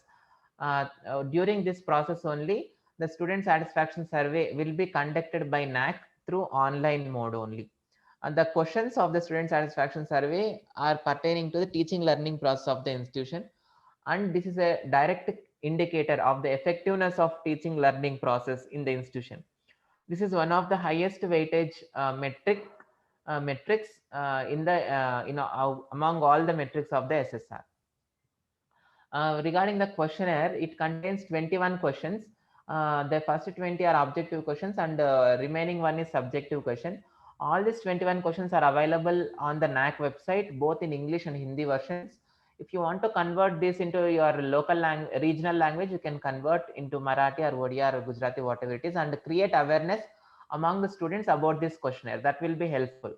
So the students can provide the responses in the Likert scale, like 0, 1, or 2, or 3, or 4 for the 20 objective questions. 0 means most negative and 4 means most positive. And these questions cover all the areas of teaching learning process, the specific skills of the teacher, overall approach of the teacher, etc. And for the remaining one subjective question, the students can give their observations as well as suggestions for improvements and criticisms in their own words. So what is the requirement of students' details while submitting the SSR online? So the number you are mentioning is number of students you have mentioned in the IAQA, that is final. So out of that, at least 50% of the students' details you have to mandatorily upload for submitting the SSR. Otherwise, your SSR will not be submitted online. So these are the details to be given for each and every student: name of the student, gender, category, state, nationality, email address is mandatory, program name, enrollment ID or any ID by the university or by the college, whatever it is, mobile number is optional, and year of joining. So these are the rules to be followed. Since this is a completely automatic process, computerized process, you have to follow the technical instructions mentioned on the portal. So what are the technical instructions? In the each and every Excel file, there should be only one Excel sheet, and in that Excel sheet only 500 records you can enter. Suppose if you want to enter more than 500 records, means 720 students details you want to enter. So download the empty Excel sheet, Excel data template, and enter the first 500 students details and upload. And then again download another empty template, enter the remaining 270 or 250 students details and upload. Likewise, you can upload n number of data templates so that it will accommodate to all the students details. And you can also monitor the how much percentage of students details are uploaded. While uploading itself, you can see under the manage SSR menu. And some important points to be noted while uploading is column names in the data template should not be altered. They are case sensitive. Data will be accepted in the text format only. No links to be provided while entering the email address. No cell should be left blank. Email address is mandatory. Repetitive emails will not be considered. It will be ignored by the system. Non-functional emails will not be identified and separated. Repetition of emails and mobile numbers are not allowed. Before entering the email address of the students, it is advised to send an email to those all the email addresses and ensure that no email address is bounced back. So how the procedure, how the SSR triple S will be conducted, survey will be conducted. Survey will be initiated immediately after the SSR is submitted. It will be conducted simultaneously with the DV process. randomly the computer will select some 30% of students, and it will send the auto generated email to the students. So the email contains a link to be activated. If the student clicks the link, it will be activated and the questionnaire will be visible on their system, and the students has to respond or attend to the survey. So the link should be activated within the 7 days of receipt of the email. Suppose after 7 days, then otherwise after 7 days it will be deactivated. But he or she can attend the survey, means complete the survey before the completion of the survey. He can click activate the survey, uh, activate the link within 7 days, but he can attend to the survey before the completion of the survey date. And you need to understand the minimum target response. So what is the minimum target response? For colleges, either 10% of the students, total student strength has to attend the survey, or at least 100 students has to attend the survey, whichever is less. That we will consider as a minimum target response. So for all the objective questions, a mean score will be conducted for all questions of all the students, and then overall mean will be calculated. And for the remaining one subjective question, and the 3 observation suggestion by each students has been given. So the most occurring suggestion will be aggregated, and it will be sent to the peer team members for their understanding and for smooth conducting of the on-site visit. And in the first attempt, 30% of the students will be selected, and the timeline will be 10 days. Suppose even after 10 days, the minimum target response is not achieved, then on the 11th day, the second attempt will happen, and the emails will be sent to the remaining 70% of the students. So this 30% and 70% pertaining to the number of students uploaded during the SSR submission only, but it is not the number you have mentioned in the IAQA. And the minimum target response, I explained you, it is 10% or 100. And the time period for the entire survey will be 30 days only. Suppose in the after completion of 30 days, only 99% 99 students are attended, or 9% of the students only attended, then if the minimum target response is not achieved in the 30 days, then the score will be 0. As an example, we can consider in the IAQA you have mentioned as 1250. For the SSR submission, you have to upload at least 625 students details. That is mandatory. Suppose you are having 770 students details at your hand, and the remaining 480 students details are not available with you, means email addresses are not available with you, for example.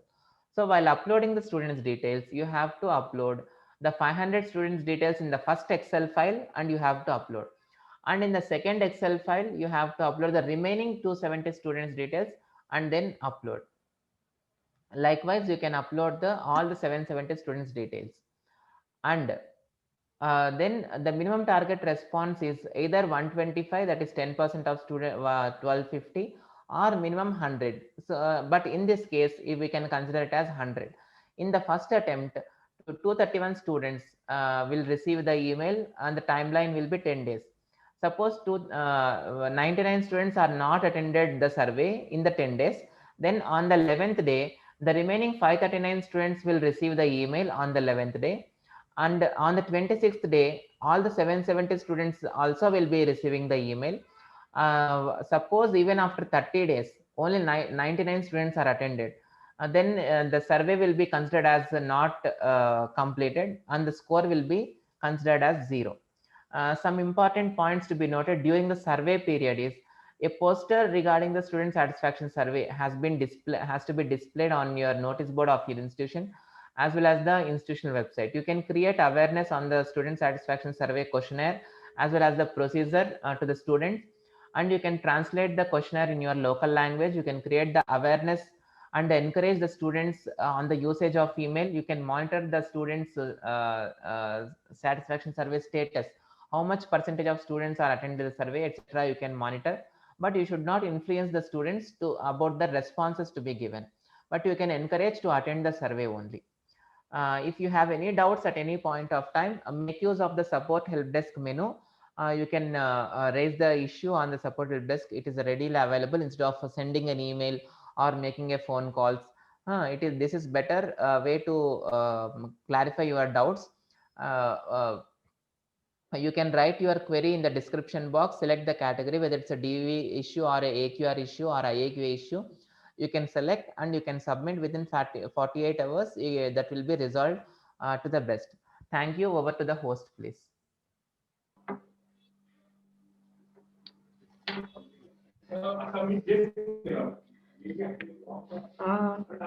I audible? Yes. Yes. Yes, Yeah. madam.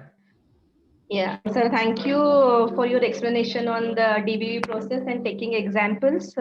And also we have noted the emphasis on functional MOUs and also points that should be followed during the document uploading process, the clarity involved, the geotagging process, and for your detailed explanation on the student satisfaction survey, as well as this was the noted like there should be awareness regarding the notice on the website students for the student satisfaction survey, and we should be encouraging the process. I mean monitoring the process as well. So thanks for your presentation.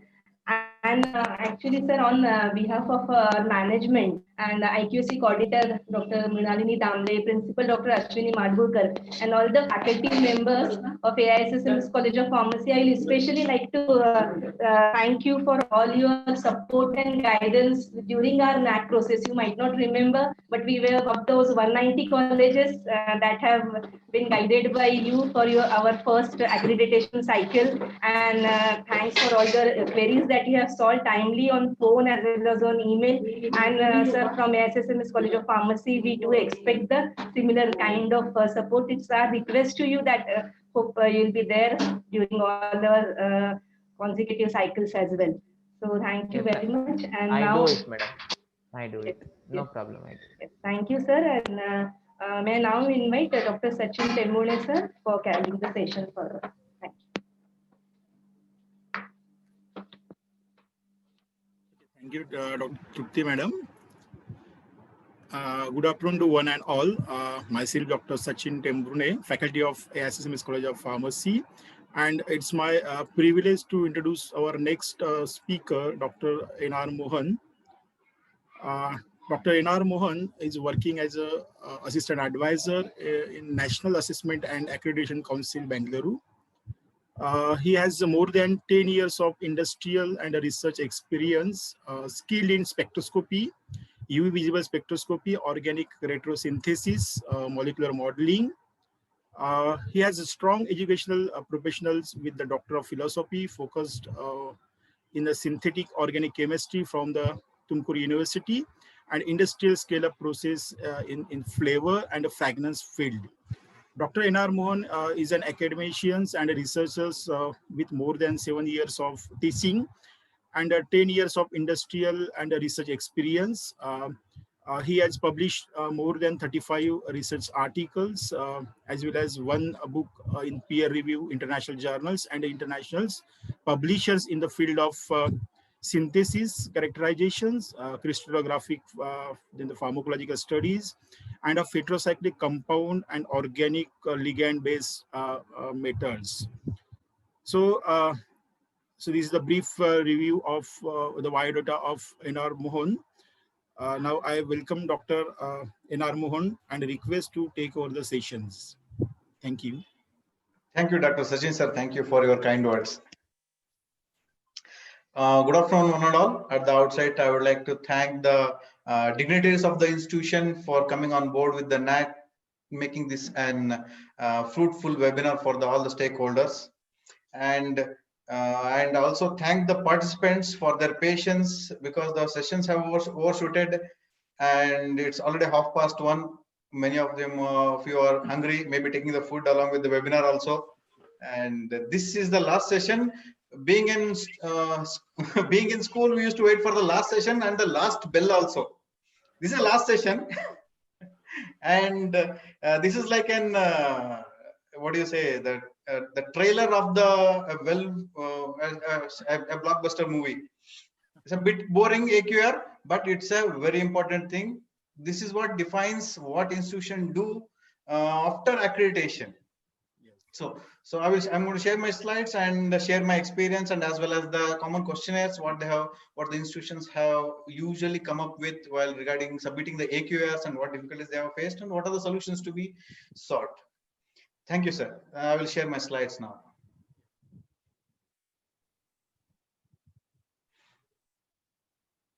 Hope you can see my slides, sir. Yeah, yes, sir. Yeah. This session would be on AQR, that is annual quality assurance report submission, review, and as well as frequently asked questions and feedback on new formats of AQRs prepared by NAAC. As you know, the importance, it has got two importance. One in the focus of the NAAC's perspective, and another one is from the institution's perspective. So here the AQR is a useful document which gives an overall picture of the institutional growth. That is what is the incremental growth the institution has achieved after accreditation every academic year for all the 7 criteria are identified by the NAAC. This is what we are going to observe and monitor from the institution's AQRs. It also provides a systematic data with respect to various improvements in the institution's administrative process, academic process, financial process, research allocations, and research initiatives, extension activities, all the very minute things which contribute to the quality. That's why all the sessions have overshooted, because of the quality. So quality is of it has got very many perspectives of very many individuals. They think even by considering a quality product, we think about the very many quality parameters like that.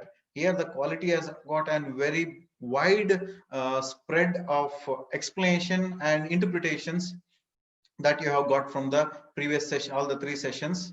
So here it also helps the institutions to the AQR. It also helps the institutions to raise their benchmark every year. Here it's an introspection of the institution after accreditation. What should be done? What are the things to be done? Where we have to raise? Once you get the accreditation from the NAAC, there will be a set of documents given to you. It's an accreditation outcome document will be there for your reference. By referring it, you can easily allocate the resources and the financial inflows, or what are the academic inflows, and I think tank to be can be made in the institution, and accordingly you can work upon it. This will raise every year the benchmark of the institution, what they have kept for themselves for the sustenance of quality and initiatives. Coming to the submission itself, first the institution has to register with NAAC. You can always register with NAAC by visiting the NAAC portal. Go to apply menu, apply online, and click on the button apply for IIK, SSR, and AQR. If not registered, click on new registration, fill the details in the registration form, exact name of the institution. This name should be whatever the name you are giving here should be. It should be same in the university affiliation letter, UGC records, ASHA portal, or any other statutory regulatory authority approval letters, and as well as in the institutional website and any other possible platforms and the documents. The institution name should be same. Coming to the registration itself, continuation, you have to mention the type of the institution, whether it is a university or a college, and you have to give the ASHA code, institutional email ID. Here, you have to remember institutional email ID means you have to give the institutional email ID, not the principal's personal email ID or AQAC coordinator's personal email ID. It should be an institutional, as in the name of the institution, or in the along with the another secondary email could be an IQAC department email. Then mobile number for communication, it should be an institutional. Again here, why we ask this one is every now and then the head of the institution will be changing after many years. So that's the reason why we request you to a common point of communication, an institution email and institution mobile number. Are you previously accredited? If the institution is accredited in the previous methodology and they have not registered in the portal, at that point you have to click yes here, and if it is yes, you have to mention the cycle of accreditation. and you have to give the email ID which you have given in the previous methodology for assessment accreditation process, not in the RAF. I'm not speaking about the RAF, whatever the institution is created in the previous methodology, you have to give that email ID same here, because it should match with the whatever the track ID we have in our office. So date of establishment, cities, state, city, pin code, and previous accreditation details to be provided, what cycle the institution was, assessment date, grade obtained, and certificate for the proof of accreditation, and finally you have to click on the registration button.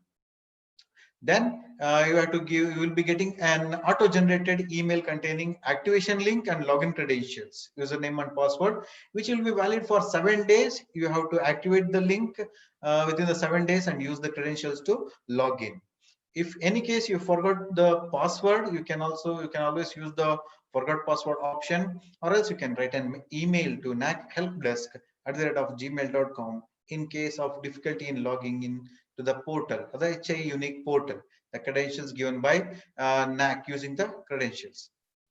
Then after that, you have to mention the college name and HID, track ID, and the contact number in your email for our reference and easy process of the application.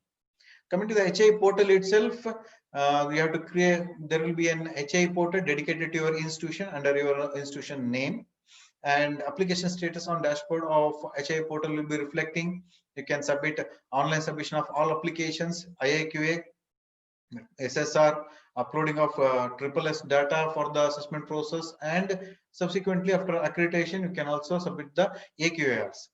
So online submission of clarifications, edit applications of the AQA, DVU process during clarification, AQAs, all these things should be done through this portal only. Whatever the DVU clarifications will be sought, it will be on this portal, and whatever the clarifications regarding the IAQA submission will from our side, it will be there on the portal. And again, for clarification regarding AQAs, I will come in the, I will go through in detail in the coming slides. It will be there in the portal itself. And online payment also you have to do through this portal only. So here no need to go for the DD or RTGS, NIFT and all those things. You have to go through the portal itself. Getting clarifications and queries also can be done, as rightly pointed out by my colleague Dr. Prasad sir. So he has given you the information. You can always use the support and help desk menu, and regularly check for the notifications in the portal and alerts on the registered email ID, that is the institutional email ID. And any sort of communication to NAAC, you can always write an email and use our IMS issue management systems. So within 24 to 48 hours, your issue or the query will be addressed. Coming to the AQR submissions, you all know that AQR submission is for the academic year. So academic year displayed on the portal under manage AQA. So here you have to fill the AQR. You have to submit the AQR very timely according to the NAAC timeline. So the online submission of AQR will have automatic acknowledgement. If the institution cannot get the acknowledgement, kindly raise an issue. Again and again, I'm pointing out the support help desk. That is the IMS system in the portal. You kindly make use of it, and timely you'll get the help from our side. This is how the portal looks like. Preparation of AQR. I told that there is a manage AQR. The left pane you can see here. I have highlighted that one. Prepare and submit of AQR. On the right, the enlarged tab, you can see the prepare AQR for. This is the test login. So you have to write the type of accreditation institution, academic year to which the AQR has to be submitted. If it is 18-19, if you click on this one, there will be a drop down box. You can click on the year, whichever you want to submit the AQR, and start preparing the AQR. Then this is the next snap where you are selecting the accreditation institution type and the year. And coming to the filling of AQR itself, in the part, it consists of part A and part B. Part A is about the general informations and the URLs requirements, and quantitative questions will be there, and also the files to be uploaded here. So here URL is very important. At many places we'll be asking for the links. You have to give the relevant links which should lead to your institutional website into a directly to the particular page for which the question or the metric is focused to. Then you have to provide the links. Save button should be used very frequently. As you are typing in your Excel or the Word file, you will be using the save button. Like that, you have to click on the save button very much regularly to save the inputs what you have entered in the online proforma. If not, if you forget to save the whatever the input you have typed in, it will be erased if the portal is left unchecked for half an hour, or if it is accidentally closed also with any power difficulty. Then uploading files, you have to choose file, upload file, and you can also review the file, and also you can delete and re-upload the files. All fields are mandatory. Qualitative questions maximum 500 words, and quantitative questions maximum 10 records and other to be attached as a file. Here very many institutions, they do have an query or lack of understanding that they have to type in all the details in the quantitative metric or the quantitative questions. You have to give all the details in the tabulation, or some institutions will be giving the details in the attachment and nothing in the proforma. It should not be the case. Maximum you have to give 10 details or 10 records in the proforma, online proforma. If it exceeds 10, you can go for the attachment, or else minimum you have to give one record in the online proforma, and remaining thing you can submit it as an Excel sheet as per the file format mentioned in place of the upload documents. So non-applicable, you can always if it is non-applicable to you, or if any circumstances you have not done the activity in the institution and the data or the information is not available, you can always write it as nil for textual content and 0 for numerical contents. So here points to be remembered in the part A. In the serial number 3, previous academic year AQR. So previous academic year AQR, if your institution has been accredited and it has submitted already one AQR which was done previously via email or hard copy, now you are submitting the AQR online very first time for the second academic year after the accreditation. So here what you have to do is you have to provide the previous academic year AQR in the PDF format. It should be hosted in your institutional website, and the link to be provided here for the verification. And then the serial number 4, academic calendar for that particular academic year for which you are submitting the AQR, that to be provided. These are the mandatory things. You have to look into it and you have to submit it timely. And previous accreditation cycle details to be given. And in the serial number 9, composition of IAQA, when it was composed, it was established, and what are the members, minutes, on those things to be provided here for the reference.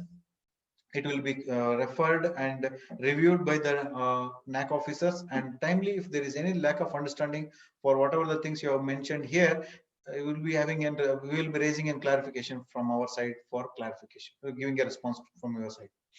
So this is yearly status report. There is a part A, what I just explained to you.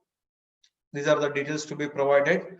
This is an example for filling of 18-19 academic year. So here institution name, head of the institution, designation of the head of the institution, and does the institution function from own campus? Yes, no, all the details, emails, mobile number, state pin code, and again here you have to save it. Unless until you save, it will not be registered. Next should be the institutional status. Here affiliated constituent college or affiliated college, that you have to mention it here. Type of institution, location, financial status, and name of the accuracy coordinator, number, mobile number, registered email ID, alternate email ID, and web address also. So here the web address, in this one you have to give the previous academic year link. This is an example for you which has been typed in by us. So here you can refer to it like this, from http://www.test.com. like that you have to give the your previous year AQR link after hosting it in your institutional website. For the, it should be in the public domain. Next, that will be followed by if yes, whether it is uploaded in the institutional website. Yes, it is uploaded. You have to give the institutional website link also here. And finally, you have to save. After saving, next would be the accreditation details. You have to provide all the accreditation details, necessary details, that is cycle, grade, previous grade you have obtained, and CGPA score, year of accreditation, validity, that means from when it starts, when it will end, and date of establishment of IQAC, and internal quality assurance system, and its what are the title of the quality initiatives, the meetings you have held regarding the initiatives to be carried out in the institution, and to raise the standards of quality given to the students, date, duration of the duration in days, how many days the meeting was held, and what are the number of participants or the beneficiaries, all these details. And also you can upload the document, supporting document in support of the claims made here. So what are the supporting documents you can choose? You can choose below here. You can see there is a file to be uploaded. Either it should be in XLS, XLSX, docs, doc, or PDF formats. Only these formats will be encouraged, or these formats will be possible for the verification, or is allowed in the portal. Then the provide the list of funds of central. These are the details. Further details you can give if there are any, if there are more than one or two fundings to your institution. You can always use this add more button here. You can click on this one, add more button, and it will go on adding the new rows for your reference below one below the other. And you can also provide the documents supporting the claims with suitable documents which is being enlisted here, and number of IQAC meetings during the academic year, and if it is one, and also you can give the details, necessary details for the funding agency support you its activities during that year. Finally, save that one. It will take you to the next page.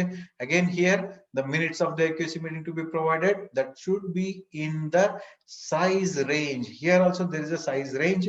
It should be between 20 KB and 5 MB, maximum 5 MB, minimum it should be 20 KB. As you as we used to apply for recruitment, the file size should be in the portal itself. They'll be showing the pixel size. The file size should be of minimum of this and maximum of this. That is the size. Like that, here also there is a size limit. Minimum it should be 20 KB. The file size, that should be a PDF format only. There is no Excel or XLS or docs format supported here. Only PDF format to be supported. The PDF document should be provided here.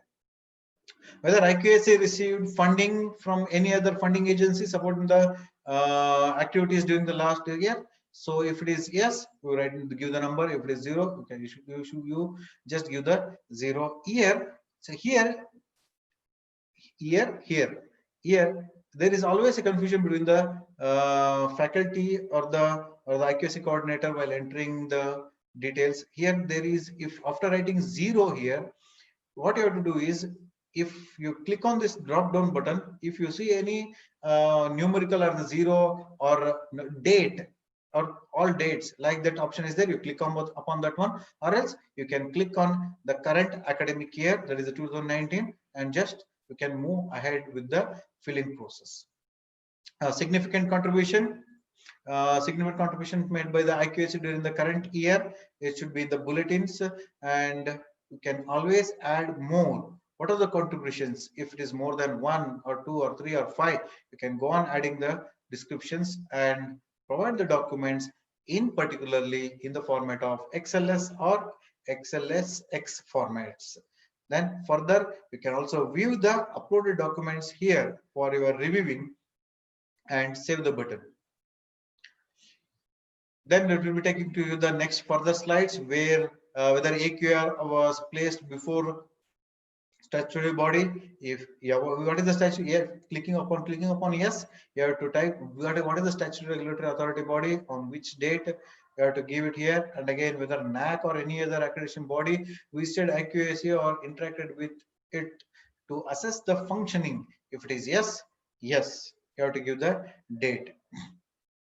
And whether institutional data submitted to Asia, Yeah, of course, all the institutions will be participating in the Asia. You have to click yes, and the year of going for the Asia, filling of the details, and you have to give the year and as well as the date. Does the institution have management information system? Yes, you have to give the descriptive explanation for the for clicking yes in the maximum of 500 words in this text box. Then from here on, you should not straight away click onto this proceed to part B. You have to click on the save button and then click on the proceed to part B. Coming to the supporting documents, I'll go to the support part B in the coming slides. So here supporting documents, some of the questions requires HIs to provide the documents. So as you already saw, there are many options for you to provide the supporting documents. You have to choose the file, upload the file, and you can also, I also pointed out what type of files to be provided for the different type of questions what we have asked. The upload limit is also 5 MB. Please remember this one. While bringing down the file size by optimizing the PDF documents, one thing you have to remember, while after optimization, the PDF file content will get distorted. Please avoid that one. Once you have optimized, you check the file for the clear legible reading of the content, and then you have to upload it, or else you can also submit an document with the link of the same document which is there on the institutional website. You can post the document in the institutional website and provide that link in the whatever the file format we have asked, and you can upload it. While verification, it would be verified by it will be linked to your institution website and will be verifying the documents. So in the part B, here the filling of AQR with respect to each and every quantitative matrix will be happening. Chosen criterion wise from 1 to 7 questions will be there in the quantitative and as well as qualitative. Add button, the plus button will be, that is the add button which I showed you in the previous slides. That should be made use for the filling up of additional data. Upload of files, choose file, appropriate files, whatever the files which is mentioned below in the red in the online proforma, you have to choose those files only. And the URLs, you can give the links directly, or else you can give the links in the document, Word document or Excel, whatever the type of documents we have asked, and you can upload it. And you have to keep in mind that qualitative questions will be asking your descriptive explanation maximum of 500 words. Within maximum of 500 words, you have to explain the initiatives, quality initiatives which you have taken in the institution. Coming to the quantitative questions, it is of maximum 10 records, and other more than 10 are there. You can always go for the attachment. Preferably, it will be there in the Excel and XLSX forms.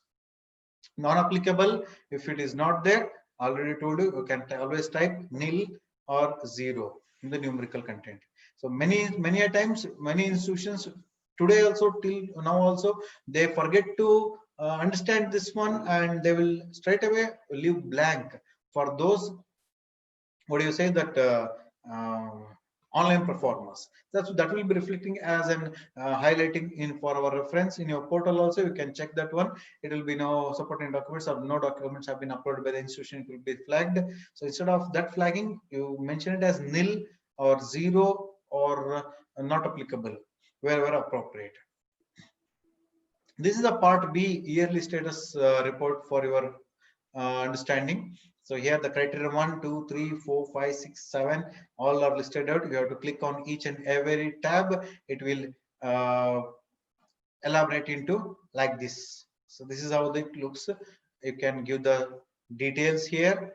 That should be a word count of maximum 500 words, and the data you have to be provided in the online filling proforma. You can enter one minimum of 1 row to be entered, or maximum 10.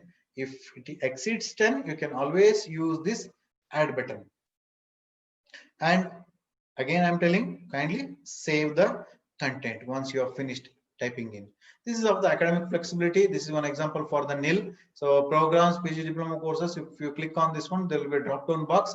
If there is no programs, you just type any of the programs and type nil here.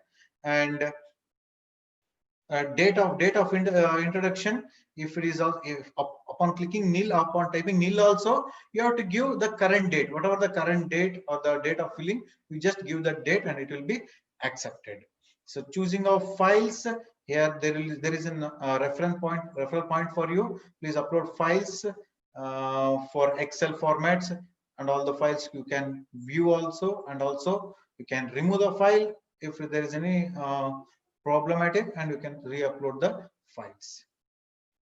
And next would be the columns. Again, you can make use of this add button.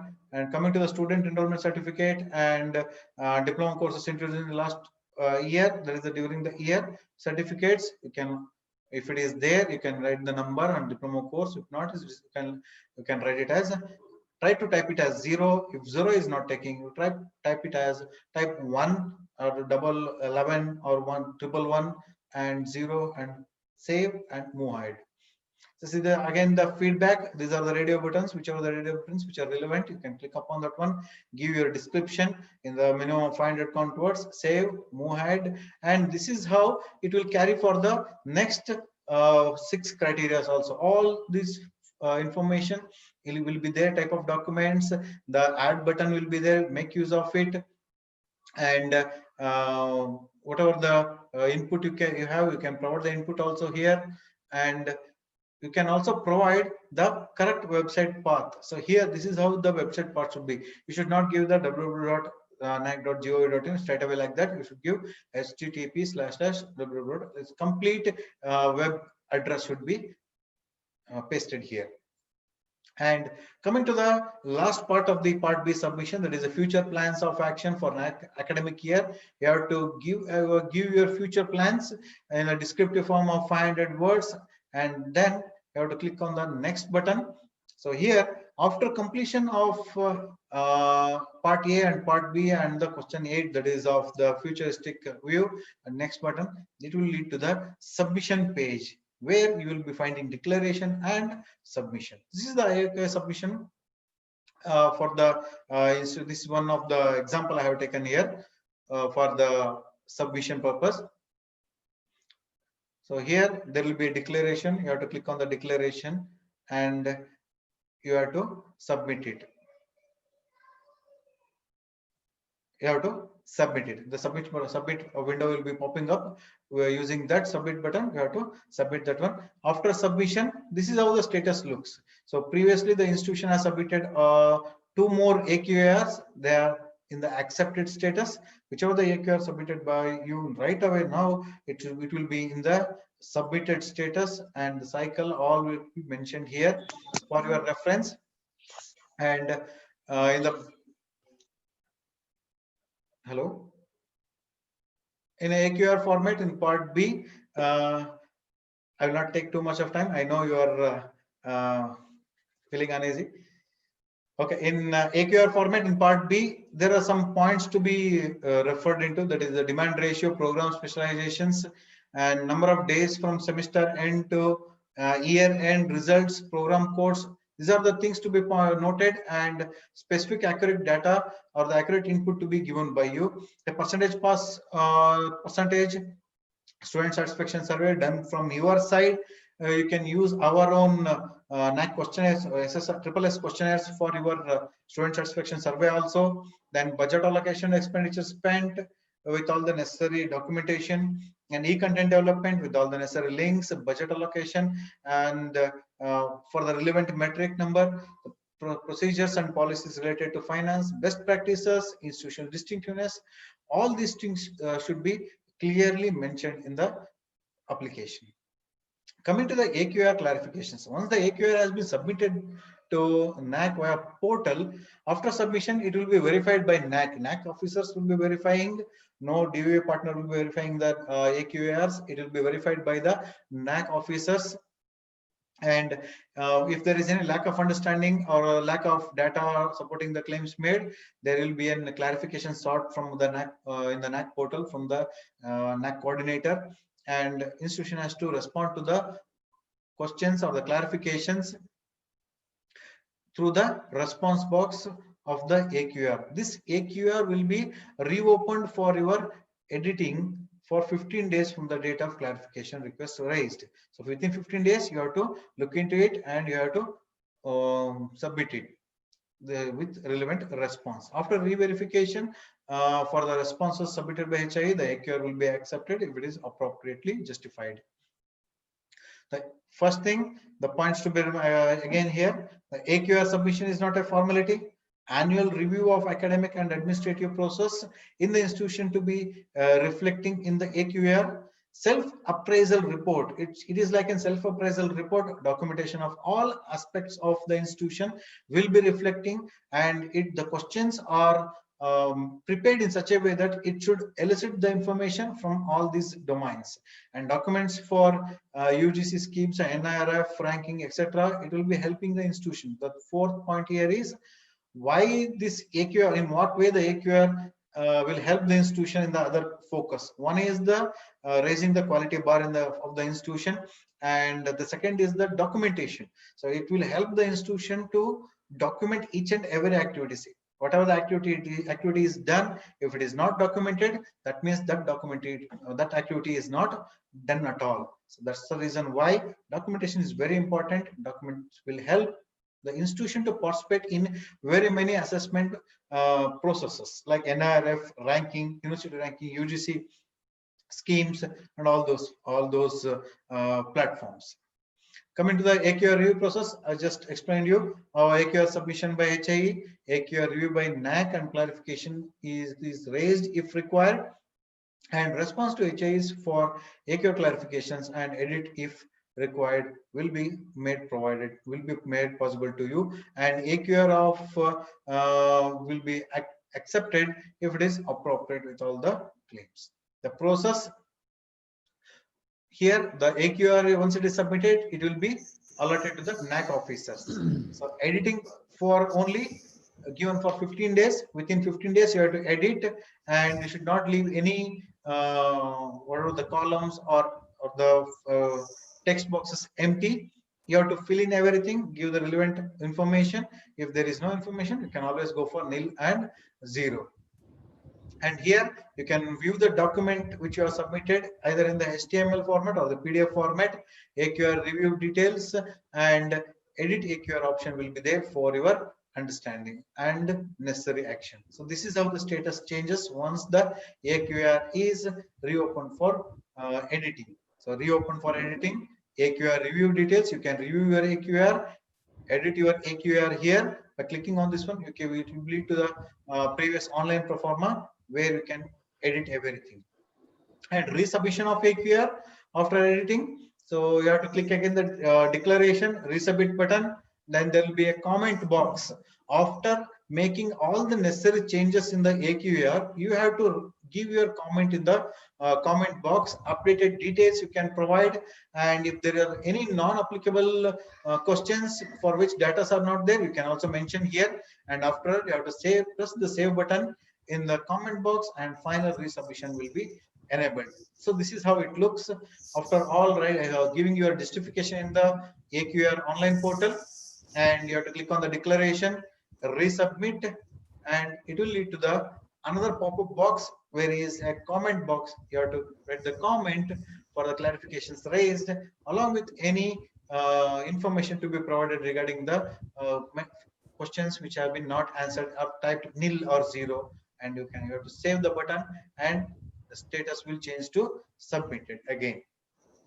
So this is the process of submission of end process. The AQR quick facts to be submitted online only, and different formats for university, autonomous, and affiliated colleges are available. Make use of it, and to be submitted separately for each academic year.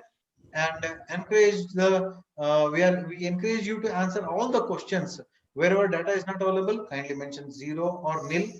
AQR cannot be edited once approved. Please and make a note of it. Once the AQR is accepted, it cannot be opened for editing. So that's the reason why we request you to fill the data in the AQR precisely and accurately. There is a future vision also in NAAC. In near coming future, we are planning to have all the 5-year AQRs consolidated into an SSR. This is a futuristic view we have in NAAC. So for that purpose, give precisely the data and accurately data so that it should not mismatch in the near future if everything goes well and we will be having our this module in action. So coming to the timelines, this should be noted in readings.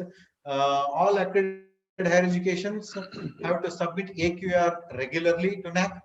And here, on completion of an academic year, HIs have to submit the AQR on or before 31st December of every year. Say, for example, let us consider the 1920 academic year. So 1920 academic year is not yet completed, but if any chance if it completes in the month, in this month, let us assume it is completing in this month, you will be having a time up to 31st of December of this year, this calendar year, for submission of this AQR. So academic year data should be given to NAAC within the calendar year of that overlapping academic year. This is the timeline. Another example you can see here, all the AQRs till 1819 can be submitted on or before 31st of October 2020. In view of the COVID-19 situation, we have extended the timeline till 31st of October, and we encourage the institution to submit whatever the remaining AQRs which you are pending it with yourself to submit to NAAC. So there are, I have listed out around 30 to 40 questions here. I will go very briefly and very picky about the questions. It would be very nice to discuss about the questions instead of just reading out and giving the answers to the participants. So here, how many AQRs? As we know, we do have three types of AQRs: university, autonomous, and affiliated. And there are AQR format different for different years. No, there is no different AQR formats. The AQR format is an constant. It's the same AQR format for all the academic years.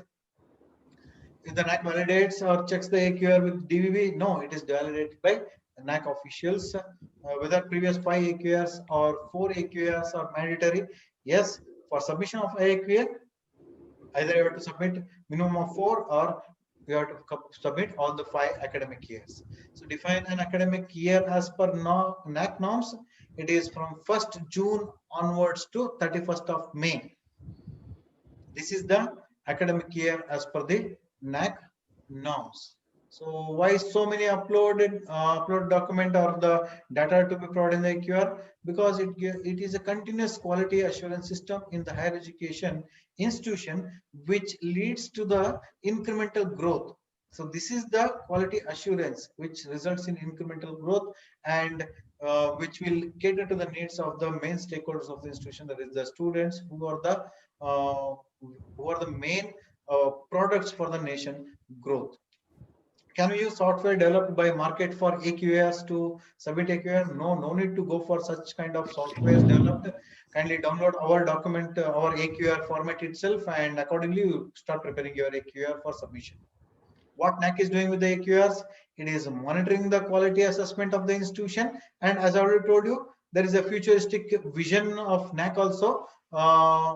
We want to consolidate all the 5 academic year AQRs into one SSR, so that if any institution wants to get accredited by NAAC in the coming future, they can straight away write a letter or apply through online HA portal, so that they want to be accredited. All the data will be there already with NAAC. So can I submit AQR after submitting online AQR? Yes, you can submit that one also. Now, previously it was not possible. Now it is made possible. It is de-aligned totally. So IAQA and AQA you can simultaneously submit in the same portal. Whether the portal allows online AQA submission after the deadline? Yes, of course. At present there is no restriction. We have not closed the submission of the AQAs. Only thing is, it will be flagged as late submission from 2019-20 academic year. That means when the institution comes for re-accreditation for the subsequent cycle, assume that it's coming for a cycle 2, in the part A itself there is an information sought from the institution whether they have submitted the AQR timely. There it will be reflecting as late submission. So we do not want the institutions to have that late submission flagging, and that's why we insist the institutions to submit the AQRs timely. Should we have to answer all the questions in AQR? Yes, it is not. If not applicable, you can enter text contest as nil or the numerical content as 0. So our AQR of 1819 is accepted. Now we want to edit it. Is it possible? No, it is not possible. So our AQR 2018-19 is accepted, but it was actually 1718. So what that's why I told you, this is a once in a blue moon mistake, what we have observed. So you have to give the data precisely and accurately, and should always start from the scratch, and you should choose the academic year very rightly when submitting the AQR. And there are many more questions. So finally, we shall discuss the questions once the participants have the questions. We can address that one. Leena Ghane madam is there, Prasad sir is there, and if possible, Ganesh sir will be there available. We will be addressing the questions. And for your reference, in the NAAC website, we have hosted the that is the revised AQR guidelines for universities, autonomous and affiliated colleges. Kindly go through it. There's the second one. You can click on that one. It will lead to the web page notification like this. There is a link provided here. You can click on that link. It will go to the different that is the PDF draft guidelines for your reference. Kindly go through it, give your feedback to response@naak@gmail.com. So to this email ID, you can always provide your feedback, which is very much needed for fine-tuning and understanding the process of quality in the institution, how better we can monitor and as well as improve ourselves in the near future. Thank you one and all. Thank you for your patience, and we shall always remember quality is an investment, not an expenditure. Thank you. Thank you, Nanda. Over to the host, please. Thank you, sir. It was a very great information on the preparations of the AQRs and frequently asked questions. I think so many doubts already clear in your presentations, and mostly that useful information regarding the editing. Right. So many institute they submitted the AQR, and lastly they forget to add some information. So it is very important to note while preparing the AQR and the submissions. Once the AQR gets submitted, it is unable to get edit or modified. Yes. So it is very important, and there is a need to take there is a very patience required while preparing the AQRs. There is a need to use the frequent save button. Otherwise, once you fill the data and forget to save, meanwhile the data get lost. Yeah. Yes. Yes. There are some questions from the participants from Dr. Arul Moji. Yes, sir, can you highlight on the funding schemes available for existing IQACs? So, can you give some highlights? Sir, for funding schemes for IQAC, there is no funding scheme from IQAC from NAAC side. We do fund for nationals. You can always write a proposal to NAAC for having a conference, national conference regarding the the intellectual properties, property rights, and all those things, and NAAC awareness, the qualities like that. They can have a title and they can approach the NAAC for the financial assistance. We will be giving the financial assistance for those institutions for upon scrutinizing the proposals. And other than that, IQC can itself take an initiative with collaborating with the industrial corporate field. They do fund the institution with respect to the research what they have institution. Being a chemist, I know I have been in collaboration with the industry and as well as worked in the industry also. We used to provide very many opportunities for the institutions who come forward for improving the industrial process of the synthesis. So in the mine is I used to work in flavors and fragrance industry. We used to go for the flavoring agent or the fragrance compounds. We wanted to improvise upon the scale up procedures. So scale up procedures which are economical in nature. Like that, you can look upon it and you can provide information to the companies. You can have a tie-up. It will help you in the internship of the students, exposure of the institution, and as well as an freelancing also. It will help the institution and the individuals in the team also. You can look like that. Question Vivekananda Kashid. For few colleges, IIQA was approved, but SSR was not completed due to the lockdown. NAAC was kept in hold. Will such institute get remaining time to complete the applications? And Sure. when the portal is expected to open? Sure, sir. Right now in our NAAC website also, we have notified all the institutions who are under various A&A process. We have given considerable extension for those institutions also. There is once the institution is ready with all the necessary details to be filled, they can raise an IMS to NAAC and necessary will be done favorably. Thank you.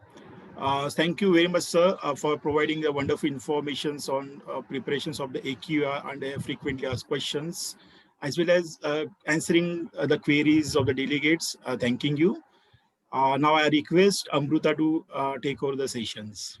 And I thank the participants for their patience in the late afternoon. Yes, it's a matinee show. Yes. Thank you, one and all. Thank you for your patience. Thank you, sir. Thank you, Dr. Demutne.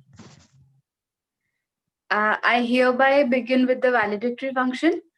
Today's webinar was an initiative by IQAC to help institutes work towards quality improvement in perpetual cycles. We had excellent sessions by Dr. Ganesh Hegde, Professor Leena Kahani, Dr. A.V. Prasad, and Dr. N.R. Mohan. Institutes always seek guidance for filling SSR, answering DVV queries, also filling the AQAR from the NAAC. So I think today's guidance session from the advisors at NAAC was the best thing that we could have had for this day. I hope many institutions have benefited by the same. I call upon Dr. Arul Mozi from Pune College of Pharmacy to put forward her views about the seminar. Dr. Arul Mozi. Hello, madam. Good afternoon, ma'am. Am I audible? Yeah, ma'am. Yeah. At the outset, I would like to thank Dr. Madhulkar madam and Dr. Mrinalini Damle madam for their organizing this conference, this webinar for us. This has become very fruitful because as the IQAC coordinator for Bharati Vidyapeeth University, Pune College of Pharmacy, we have been filing this AQAR for so many years. But there are some lacunas which we feel that every time we need to revise through the documents what we had submitted. So it was very helpful that Dr. Ganesh Hegde, he highlighted on what is expected to be filled in each criteria of the webinar. From criteria 1 to criteria 7, AQR, what is expected, he had explained very well.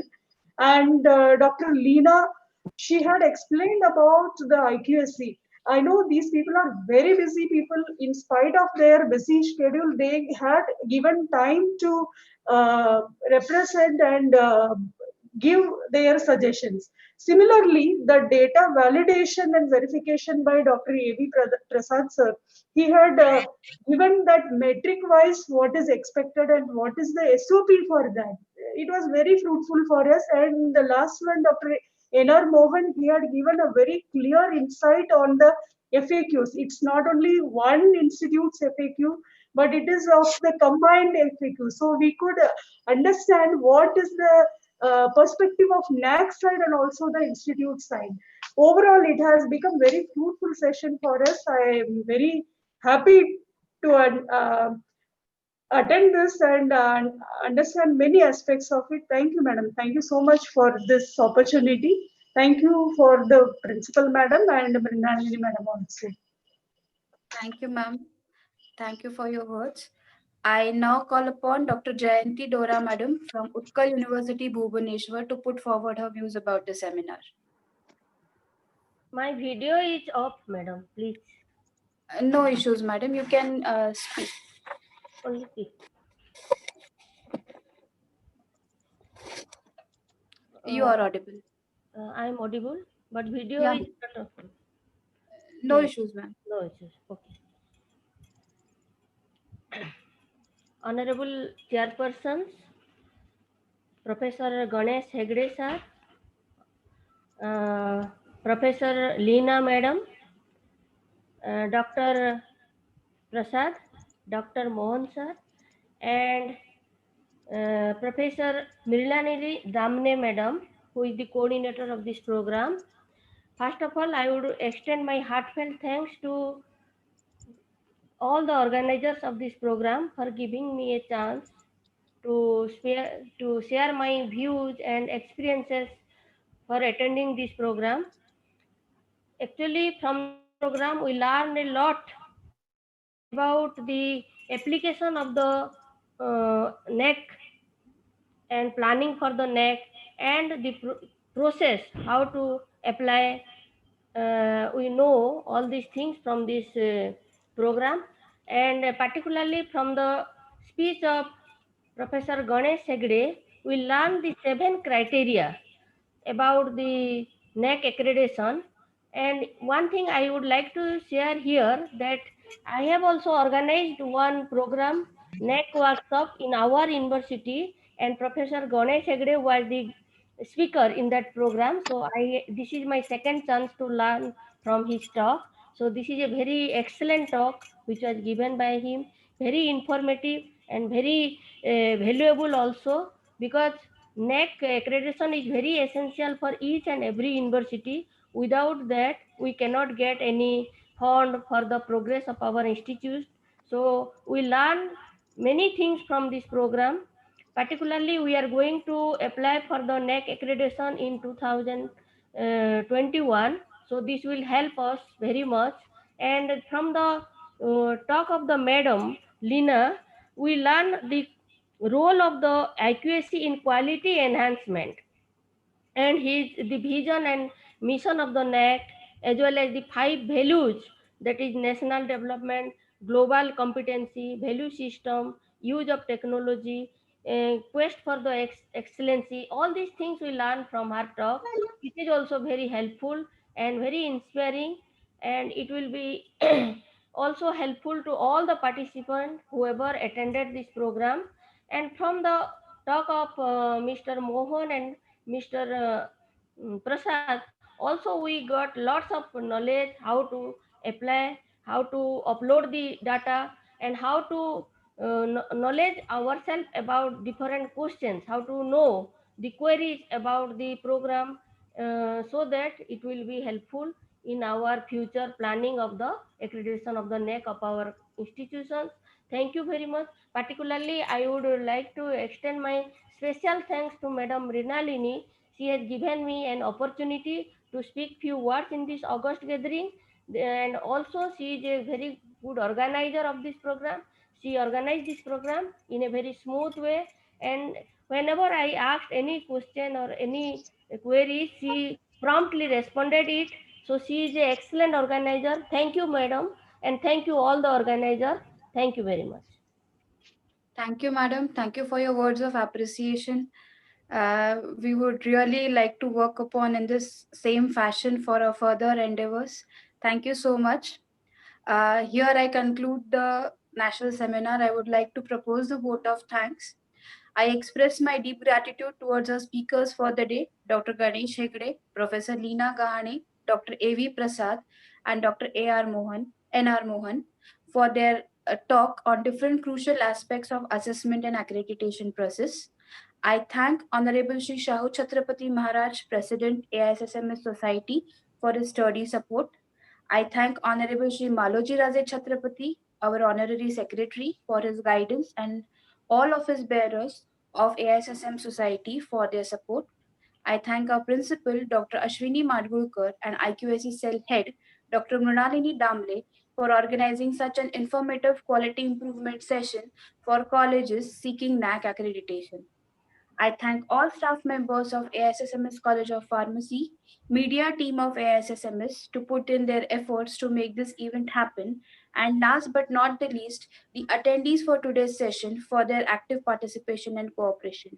I thank all those who have supported directly and indirectly in the process of organization and accomplishment of this seminar. I hereby declare the conclusion of this session. The feedback link is posted in the chat box. Participants are requested to give their valuable feedback for the same. Have a good day. Happy learning. Thank you. Thank you.